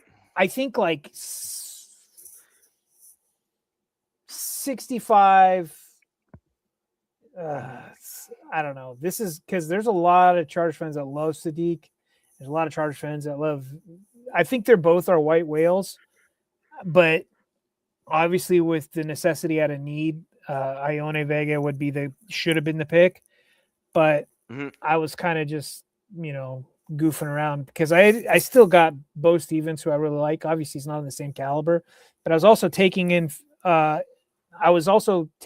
that this stupid offensive scheme that Mike McDaniels is bringing. I don't want to call it stupid because I think it's going to be fun. Is the tackles are more of an emphasis than the guards are. He moves the tackles around, which is completely backwards from how other teams or majority teams do it. Usually your guards or your pulling guys. And I mean, I've already seen guys. The thing is, these mocks are coming out. They've got now the Chargers are taking a tackle at 22, taking Omar Cooper at 22. So it's like a wide receiver. It's getting really it's smoke season, man. I agree. The one thing I will say about this particular draft, and I don't think that this is going to be how things are going to shape out, is there are way too many skill position guys in this first round that we're seeing on the board here. And there are a lot of linebackers. Just trust me, by the way, I get it. The linebackers are pretty solid in this year's draft, especially the interior guys. But the value in the first round is not two linebackers in this, right? Yeah, that's what I'm saying. It's very rare to have two linebackers. Sonny Styles makes sense, Richie. That one makes sense. I could see Sonny Styles maybe going to Washington because that's kind of a very Washington style pick. But my point is that offensive tackles, defensive tackles, edge, defensive ends, like those types of guys are where the value is in the first round, because when they hit, one, you get that fifth-year option for cost control. And if they're your staple player, like, and I mean like the legit guy that you're going to keep for long term, like you're saving a tremendous amount of money by getting them in the first round. Now, wide receiver, as long as they're in the elite category, which I'm not sure there's a ton of them this year that I would necessarily put in that, like, you know, blow the doors off kind of stuff. I think there's a lot of realm of very, very good, but not elite. Is you're going to have maybe 3 or 4 wide receivers that are kind of in that, like, they might be taken in the first kind of realm in this year's draft.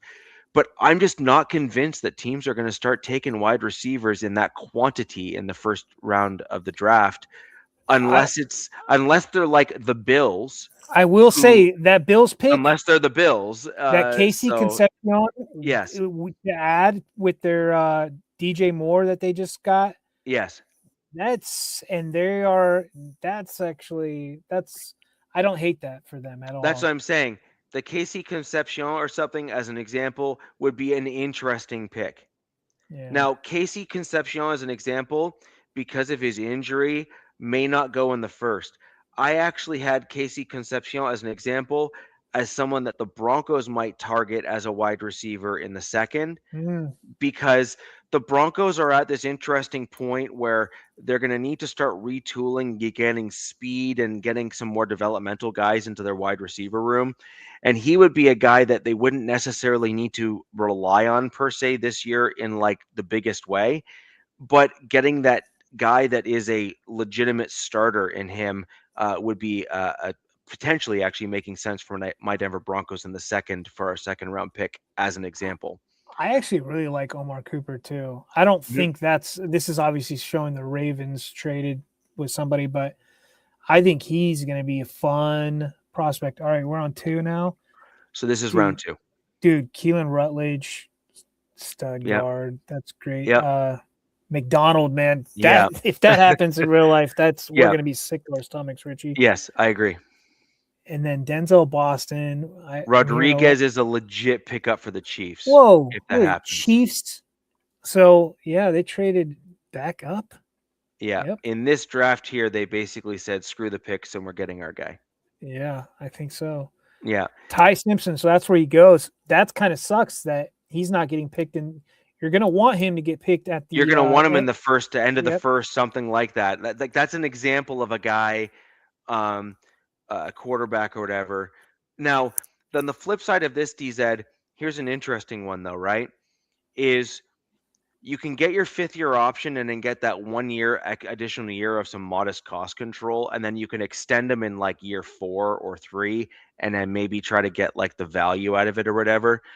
But I do wonder if they're basically saying, we think you're good, but not that good. Hmm. And I'm wondering if they're basically saying, if you hit and you're in year, say, 3, which is when they can extend him, and you've actually done right by the team, we're fine to pay you early so that we get to get a little cost savings, because in 2 years down the road, your price is going nothing but up. Yeah. Or at that point there, we might just kick you to the curb. I don't understand. I'm looking at this like, look at the Ravens. They got Emmanuel Pregnon, who I think like Pregnon's probably like the second or third best guard in this draft. Yeah. That dude like is gonna move people off the. He's a stud. Mhm. I mean, like they got Chase Besantis too. Freaking. But the Ravens, like, weren't they like? Didn't they trade up or would they trade back? They must have traded back in the first round, because how the heck they got Sam Hecht in? So they stay, yeah. So okay, they traded out. So they were, I think they're at 14 originally. So they So they traded. traded back. Okay, They traded wow, back. this And worked then out for them big and time. then Man. and then in this draft here, so they traded back, and then They so the got Ravens are Pregnon here, and Sam Hecht. and then they got Hecht. They just rebuilt Yeah. their O line after In losing one draft. Linderbaum. In one draft. Oh Yeah. my god. Yeah. Yeah. Yeah. And then Indy getting Gabe Yakis, that edge, I really like him. That's a guy a lot of Charger fans are keying in that hopefully we can get him at 55. Really like him big time. They just had him in the building the other day too. Yeah. Jack too. Yeah, the thing about Banks is just that there's a lot of question marks, but I got to trust the scouts and the coaching, right? Like, Yeah. they want him. I mean, and then where'd you guys? Caleb Proctor, D tackle, right there. Again, my comments are the same here, right? Is I'm looking at value versus player versus need, and the combination of that for me, I think, just made too much sense to go for Proctor, given who was left on the board. And losing JFM is a big deal, and we have not yet replaced him. And that doesn't mean that my team may not just go out and still get someone like a Calais Campbell. Calais Campbell is still a very high production guy. He is a Colorado native, which a lot of people don't realize. He's a Colorado native. Yeah, I didn't know that. There's still some and dudes out there. And so, I mean, we could get a Caleb Proctor in the draft and then add a Calais Campbell and completely just like an embarrassment of riches on the D line again for the That for the second Denver phase Broncos. of free agency. Yeah, exactly. And What- so Let's go to the next. so anyways, that's a real, like I'm saying, that's a legitimate real, like that's an actual possibility. Because by the way, Calais Campbell, going back almost 5 or 6 years now, has basically said, I want to be a Bronco before I retire. Really? Because that's his home team. He's from Oh. Colorado. I mean, I didn't know that until you just said that today. Yeah. He's out. He's said it a few times actually. So Kamari Ramsey, safety, who I think, if there's any Raider fans still left in the chat, what do you guys think of that at 67 getting? I think he said he wanted Bud Clark. He wanted Bud Clark, yeah, from TCU. But dude, and then Eagles getting Jennings Dunker, Texans getting Eli Stowers. That's filthy. and look who took Clark in the draft. Where's he? 96. Ooh, wow. That's wow. Yeah. Okay. Sorry, I thought you'd get a kick out of that one. So Richie, this is Dominique Orange. That's another guy I was kind of thinking that I know. I was thinking about him for you guys. A lot of people like him. I've heard good things. I really do. I've heard some great things about him. So he's 6'4", 325. That's exactly kind of the style of player that I'm talking about as well. So Big I mean, if we citrus, man, look at this dude. Yeah. He is just oh man, he's gonna take up a lot of real estate. It's this. Well, he's just a run stopper. It seems like. You also got to think that teams have just been asking him to take double teams. That's Dexter Lawrence. Let me see if I have it. I bookmarked a stat on him, but it's just some of these guys. the teams aren't asking him to go upfield. They're like, just do the dirty work, dude. Yeah, so Dexter Lawrence has the highest double team rate of any D tackle since 2024 at 63.8%. And he was still putting up the highest pressures out of anybody. He has 108 pressures. Yeah. And then the next guy closest to him is Vita Vea with 32. That's the next guy closest to Dexter Lawrence. Dexter Lawrence, 108 pressures when aligned at nose tackle. Yeah, that's pretty insane. The next closest is Vita Vea, then DJ Jones, DJ Reader, Jordan Davis. Jordan Davis is a pretty incredible player too. You got Hargrave, Barmore. Dexter Lawrence is, man, whoever gets him. I mean, his age, he's 29. You're gonna have to pay him. He did have a down year, but I'm sure that's probably because of the team. He wants to go and win. So. Oh, I picked the wrong guy. Oh, you saw that too, Jack. Cool. All right. So what round is this one? Sure. I just want to quickly look at Caleb compared to Banks. I want to see this. I want to see Proctor compared to Orange. Sorry. So Caleb's this is a lighter DT, man. So this is more of your pass rushing DT. So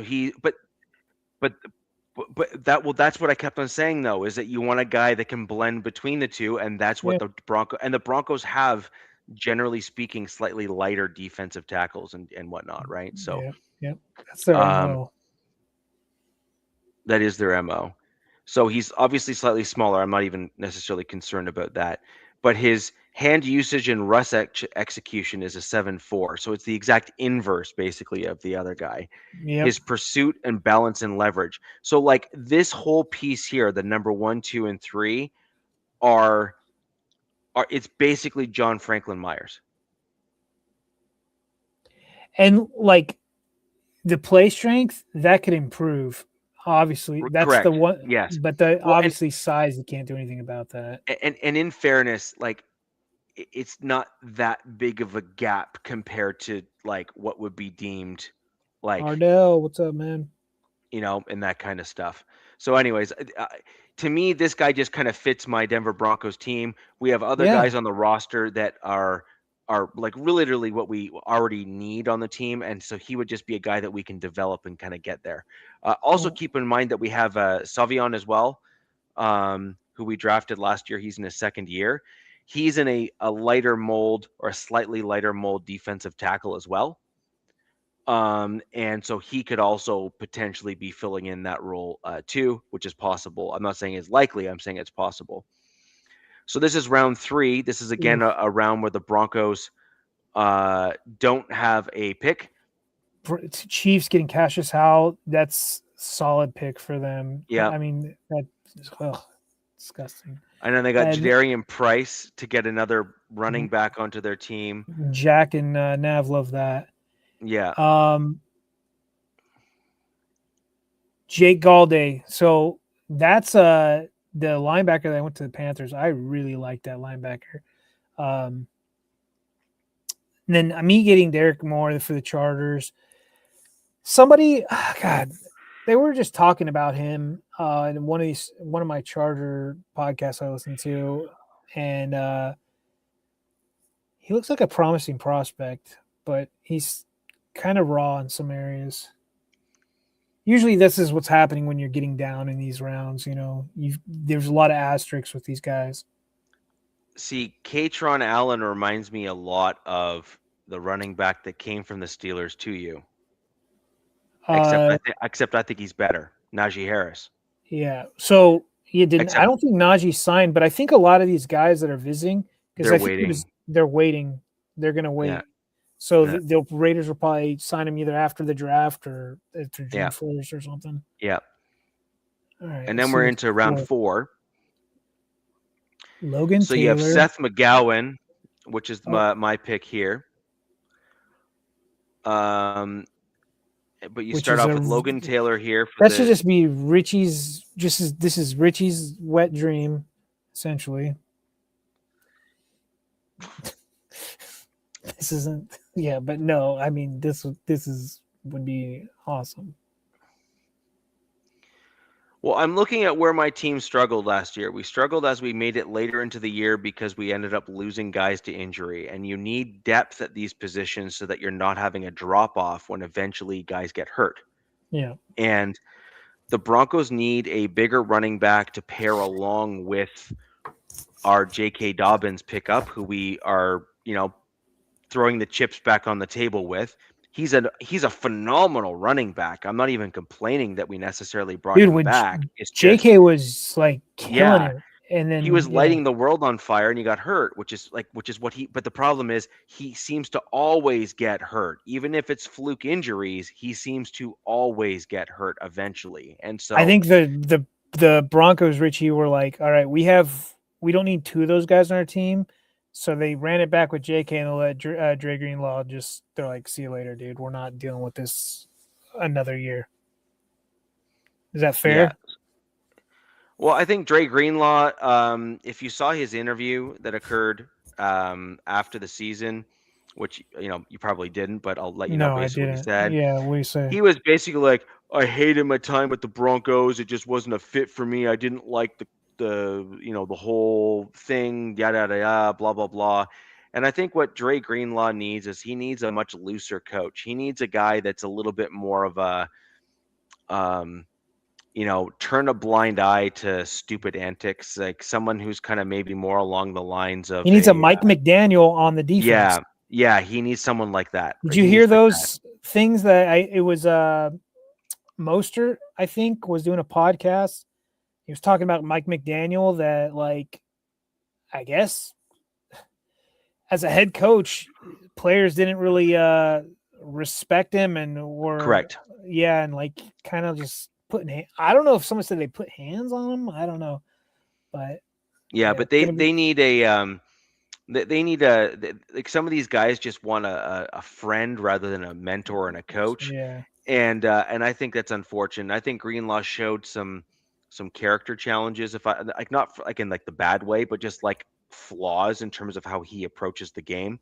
You would know. I have no clue what happened in Denver. I mean, he had that like aggressor in him, which I think is what you need for the linebacker position. But you also need a dude on your team to be disciplined. You need him to actually show some resolve on the field and kind of know when to go aggressive and then know when to, rein it back in, hold that aggression in, and then take it out on the opposing team on the next play, for example. Let's see Seth McGowan again, and then I want to see my boy. Seth McGowan. Oh my God! Look at this is another guy. Oh, go ahead. We'll look back at that afterwards. Yeah. So Seth McGowan is one of the bigger backs in this draft. And he's not just a bigger back. He's got like an explosiveness to him, which is kind of a weird combination for the size and speed kind of piece. I was doing a bit of a deep dive into him as well as a few of the other backs in the draft. He was ranked 134 nationally. Wow, that's really good. Yeah. So he's a legit. You should I would recommend actually watching him. He's a very very, very good player. In fact, he's a guy that I could even see the Chargers targeting if they don't want to bring back Najee, for example, because that's your MO. You like larger running backs that you just have a stable of 2 or 3 of them, right? There was rumors they've talked to running backs, which is weird because we've got 3, so they're going to want probably 1 or 2 more. We've got Hampton, Vidal, and then Keaton Mitchell, and I think they're going to probably want another big guy. What's this guy? So, ranked number 8. Look at that. And what round? What are we in? 3rd or 4th round? So I selected him in the 4th.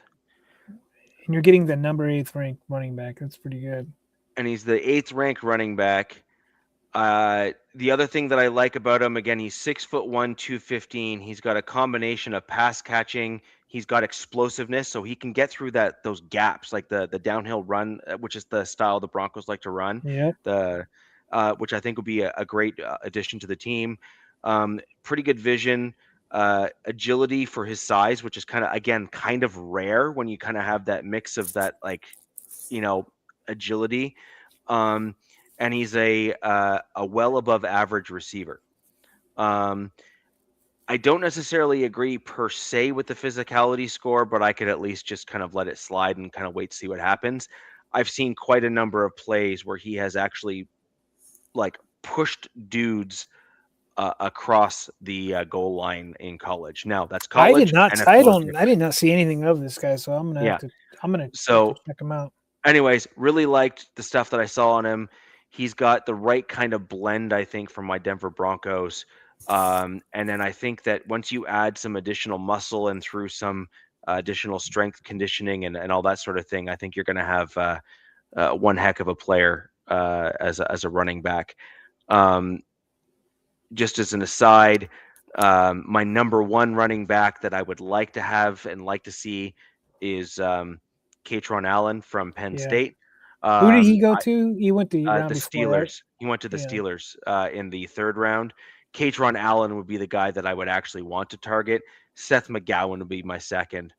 And then actually, I'm seeing this guy here. Singleton was in my rough group of running backs as well from Penn. Look at this. As well. The Lions have 3 picks in this mock, obviously. Yeah, 1, 2.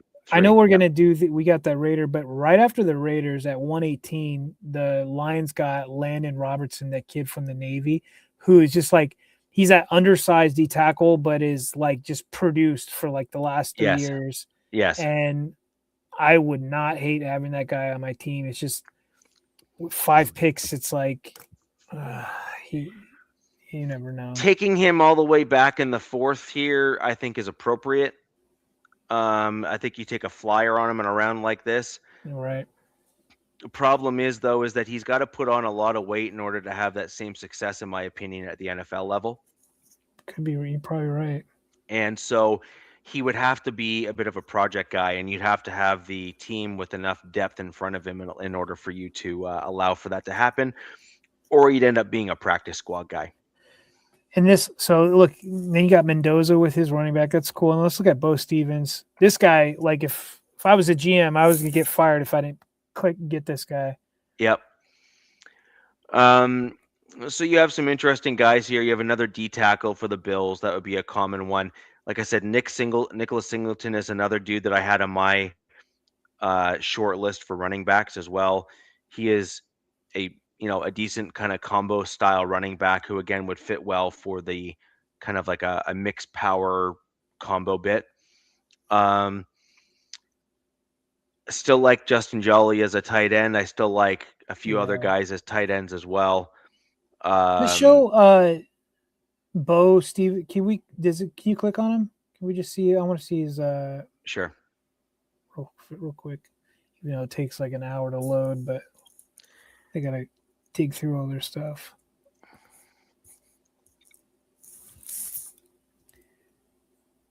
Okay. 6'5", 315. Solid, right? It's a prototypical size. Yeah, prototypical size. He'd be on the slightly lighter side on the guards coming out of college, so he'd be the guys that you'd look at as like a slightly lighter guard coming out of college. The guys that you'd look at as like the anchor power guys are normally in that 330, 350 kind of range, in that kind of ballpark. Let's see what he's got. Mobility, hand usage, balance, and leverage. So he's just kind of got, see the size score and the core grip and strength. That's kind of where he's obviously lacking, and that's why he fell to where he was. But that makes some sense. Yeah. In terms of where you're at. In the web here, flexibility, which means he probably gets his pads nice and low, which is probably a good thing. Footwork. So you look at it right there. He projects as an instant depth piece and future starter. So that's kind of like, you're gonna have him compete in camp, and at very least, he'll be a starter in 27. Yeah, I think that's a solid pickup for you there in that round. Then you got a few mixed bags. Some of these guys I know, some of them I don't. I know Raiders Jolly, getting obviously.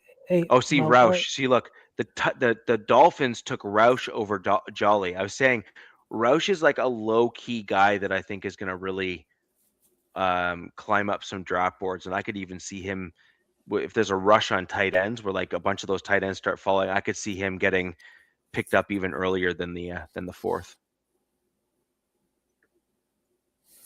And then last but not least, guys, we only did a 5-round mock here.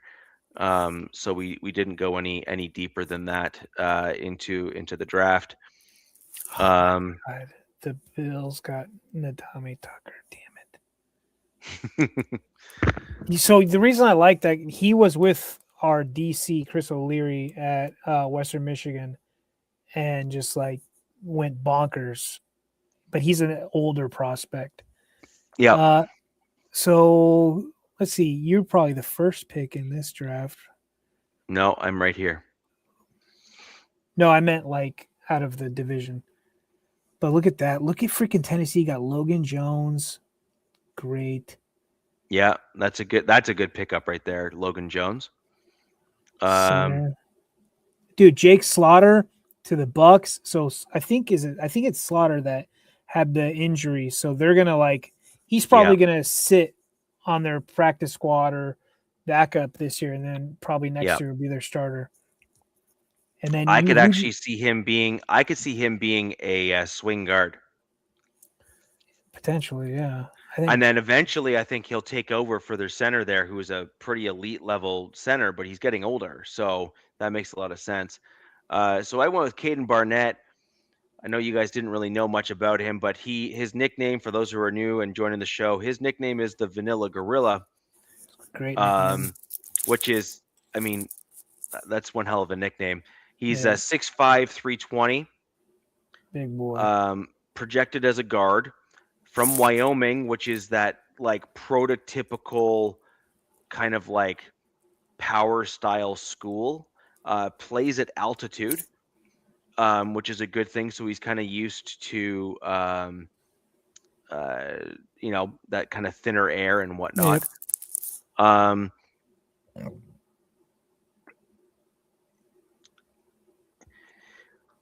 It's the 8.6 physicality and core and grip strength that are. So this guy's just basically, I am going to throw you. It's decent. Everything. And so not one of his scores really, except for hand usage. But see, the thing I like about hand usage is that's technique, and that can be coached super quick. Right? If you have a guy that wants to learn, man, are you ever I'll take that over a dude that doesn't have like a size score, because it takes forever to build, to ladder up your size and strength at the NFL. Yeah. But if you have hand usage, that's just like a few coaching sessions and you can almost immediately improve. I mean, we also saw a guy who was very similar to this. His name is Quinn Miners. You might know him. He's an all-pro guard who's on my team right now. Seriously. So, this guy reminds me a lot of him. And if you see when this guy plays, so you see his picture here, he wears black face paint that goes all the way from his chin, wraps around his face, and then comes back down here. So all you see is this like big black band, and then his goatee is showing. He just looks angry. He looks mean. I gotta look this up. I gotta see if there's anything. Like, he looks legit mean. Caden Barnett.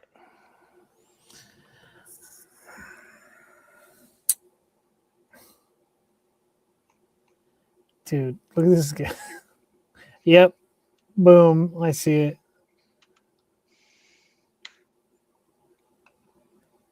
Dude, so he was actually, I don't know how long ago this was, but he was like 285 when he must have got to Wyoming. So they had him put on some weight. Yeah. So that's him there. Dude, yeah, he wears that face black every game. Yeah, that's his deal. That's his jam.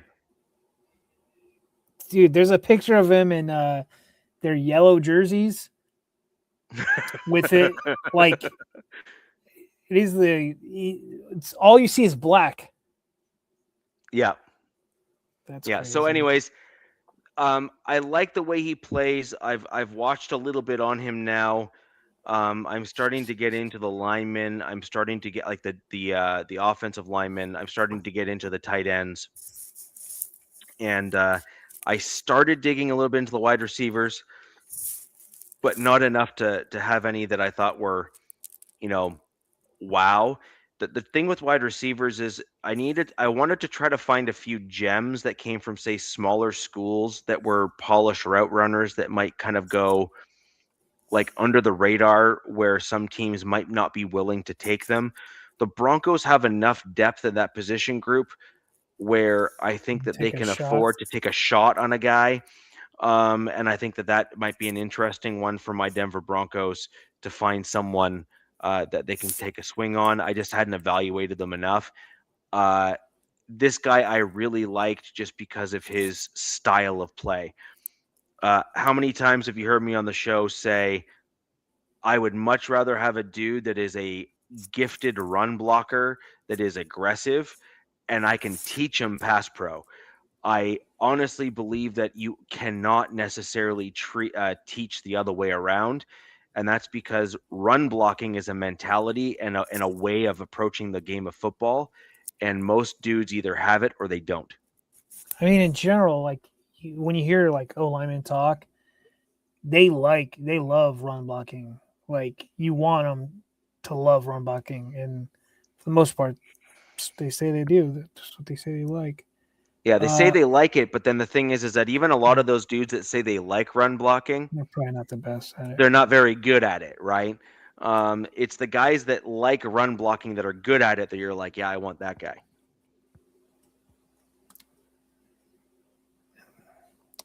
Looking at the Raiders pick, they got a nice guard there.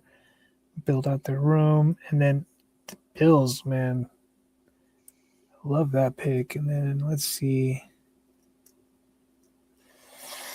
So this has got another tight end. This is the second tight end for the Chiefs in this mock draft. They've drafted another guy, and then they got a Draymond Capehart here at pick 169, the D tackle from Clemson. 3 picks in that round. Wow. Yeah, and then they got Cyrus Allen, wide receiver.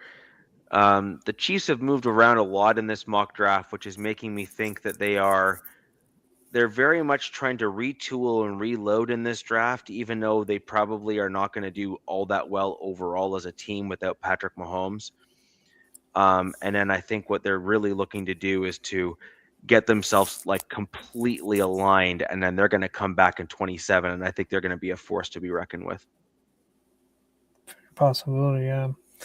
Yeah. Yeah, man. So that's the 5-round live mock draft here on the Wild West. Just wanted to thank everyone for joining the program. Just the two of us here left. Nav had to pop off.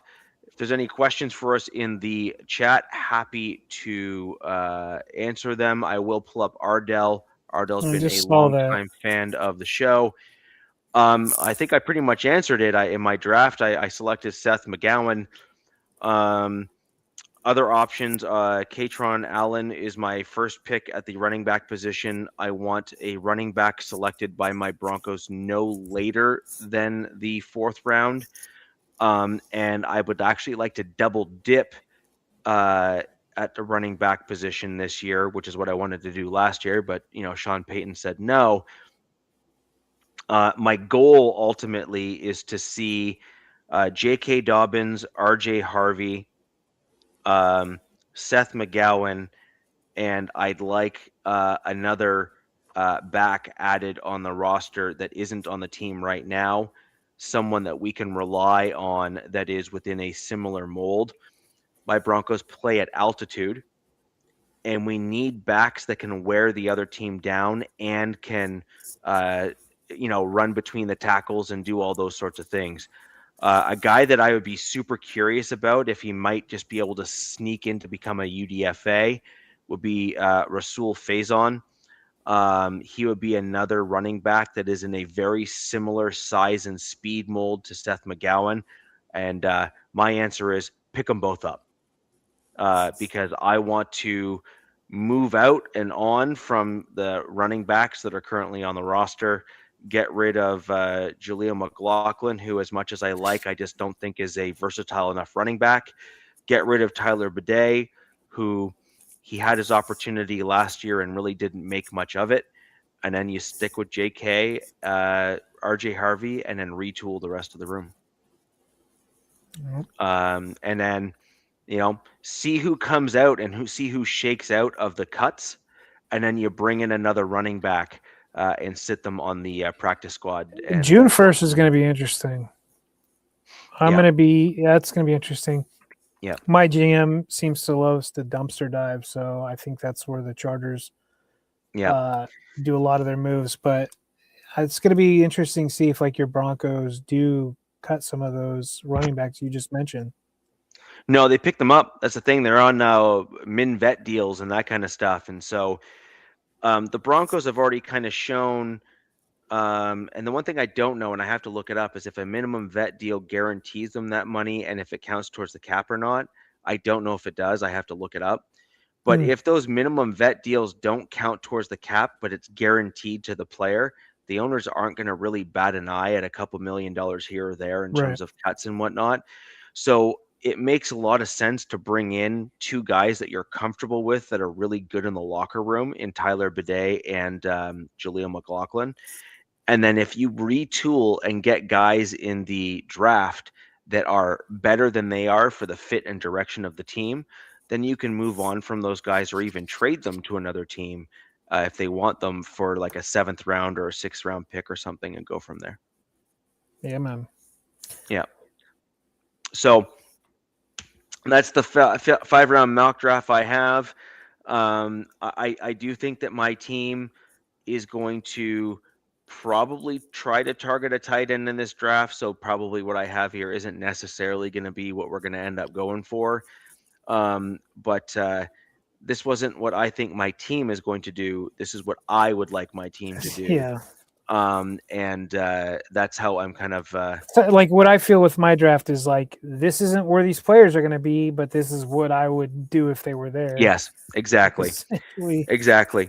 And also keep in mind that because we didn't do trades and all that sort of stuff, there's a whole bunch of other things that could have come of this. Like I would be totally open to trading 2 or 3 of my players to get into Richie, the 3rd round. didn't you say that you've because I was trying to think about this going back years. I don't think I've ever picked a player right to the Chargers, to my team. I think I've done it several times. Yeah. So I haven't. I haven't. I'm they've always surprised me, except for I think I think it was the Joey Bosa. I think I kind of got that. That was a long time ago, obviously. But yeah, these last few years, I'm like, what? No, huh? So. Yeah, I normally start picking guys in the 3rd to 7th rounds where I kind of start figuring out who's left. I called Vele that one year, remember, to the Broncos in the 7th. That was pretty wild because that was it's rare to get a guy in the 7th to get the pick right. That's and then what you got for him is crazy too. Jesus.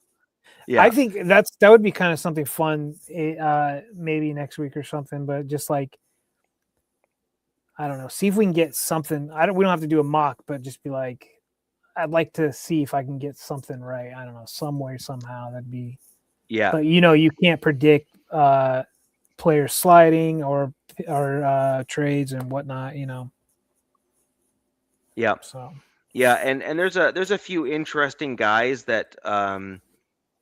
The problem is that the 7th round or 6th round or somewhere in there, you're getting some guys that are it just depends on if a team wants to guarantee they pick up the guy or not. Right? So as an example, the Broncos this year hold Mr. Irrelevant. Oh, okay.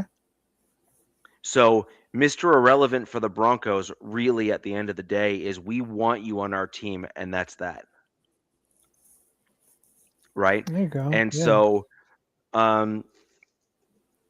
Mr. Irrelevant one year for the Broncos turned out to be a pretty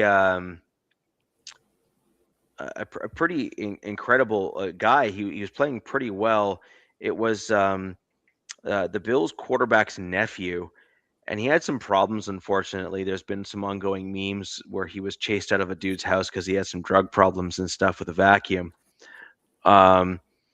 He was a quarterback. He basically broke in he was drunk or high or something. But he was actually looking quite good for a while there where he started to improve, and he was looking like he could have been a stopgap QB for the Broncos for a little bit. And he just kind of fell off, which is unfortunate because I think he probably could have done something with his career if he hadn't fallen off the bandwagon, so to speak. He took the what's his name? The biggest black guy in the Chargers organization. He took the Ryan Leaf route. Yeah. Yeah, so it's unfortunate. You hate seeing young guys make mistakes and then not be able to quickly recover from them and stuff. But he had an opportunity and he did. He kind of blew it, and that's unfortunate for him. But anyways, it is what it is. But ladies and gentlemen, that'll do it for the show this week. 5-round mock. Really thought that was a lot of fun. Interesting, kind of getting all the different perspectives. We're going to dig into more pre-draft as well as some other things next week on the show. Trying to work on a couple things to see if it's going to work out for next week. But either way, we're going to have some interesting content for you leading into the draft. And of course, a post-draft post-mortem, as it were, for each of our teams as well. Then next week, that'll be either a very good thing or a very bad thing. Just depends on your perspective on things. And so anyways, until next week, guys, we're going to see you here on the Wild Wild West, where the West Side's the best side. Peace. Fast lane when I pass in the street, bag of money in the passenger seat. Simcoe's been asking for me on the road from the west to the east. Way up, I might never come down, cause the coast racking up the flame out. So high, I might never come down, so what, this is my lifestyle. Wait a minute,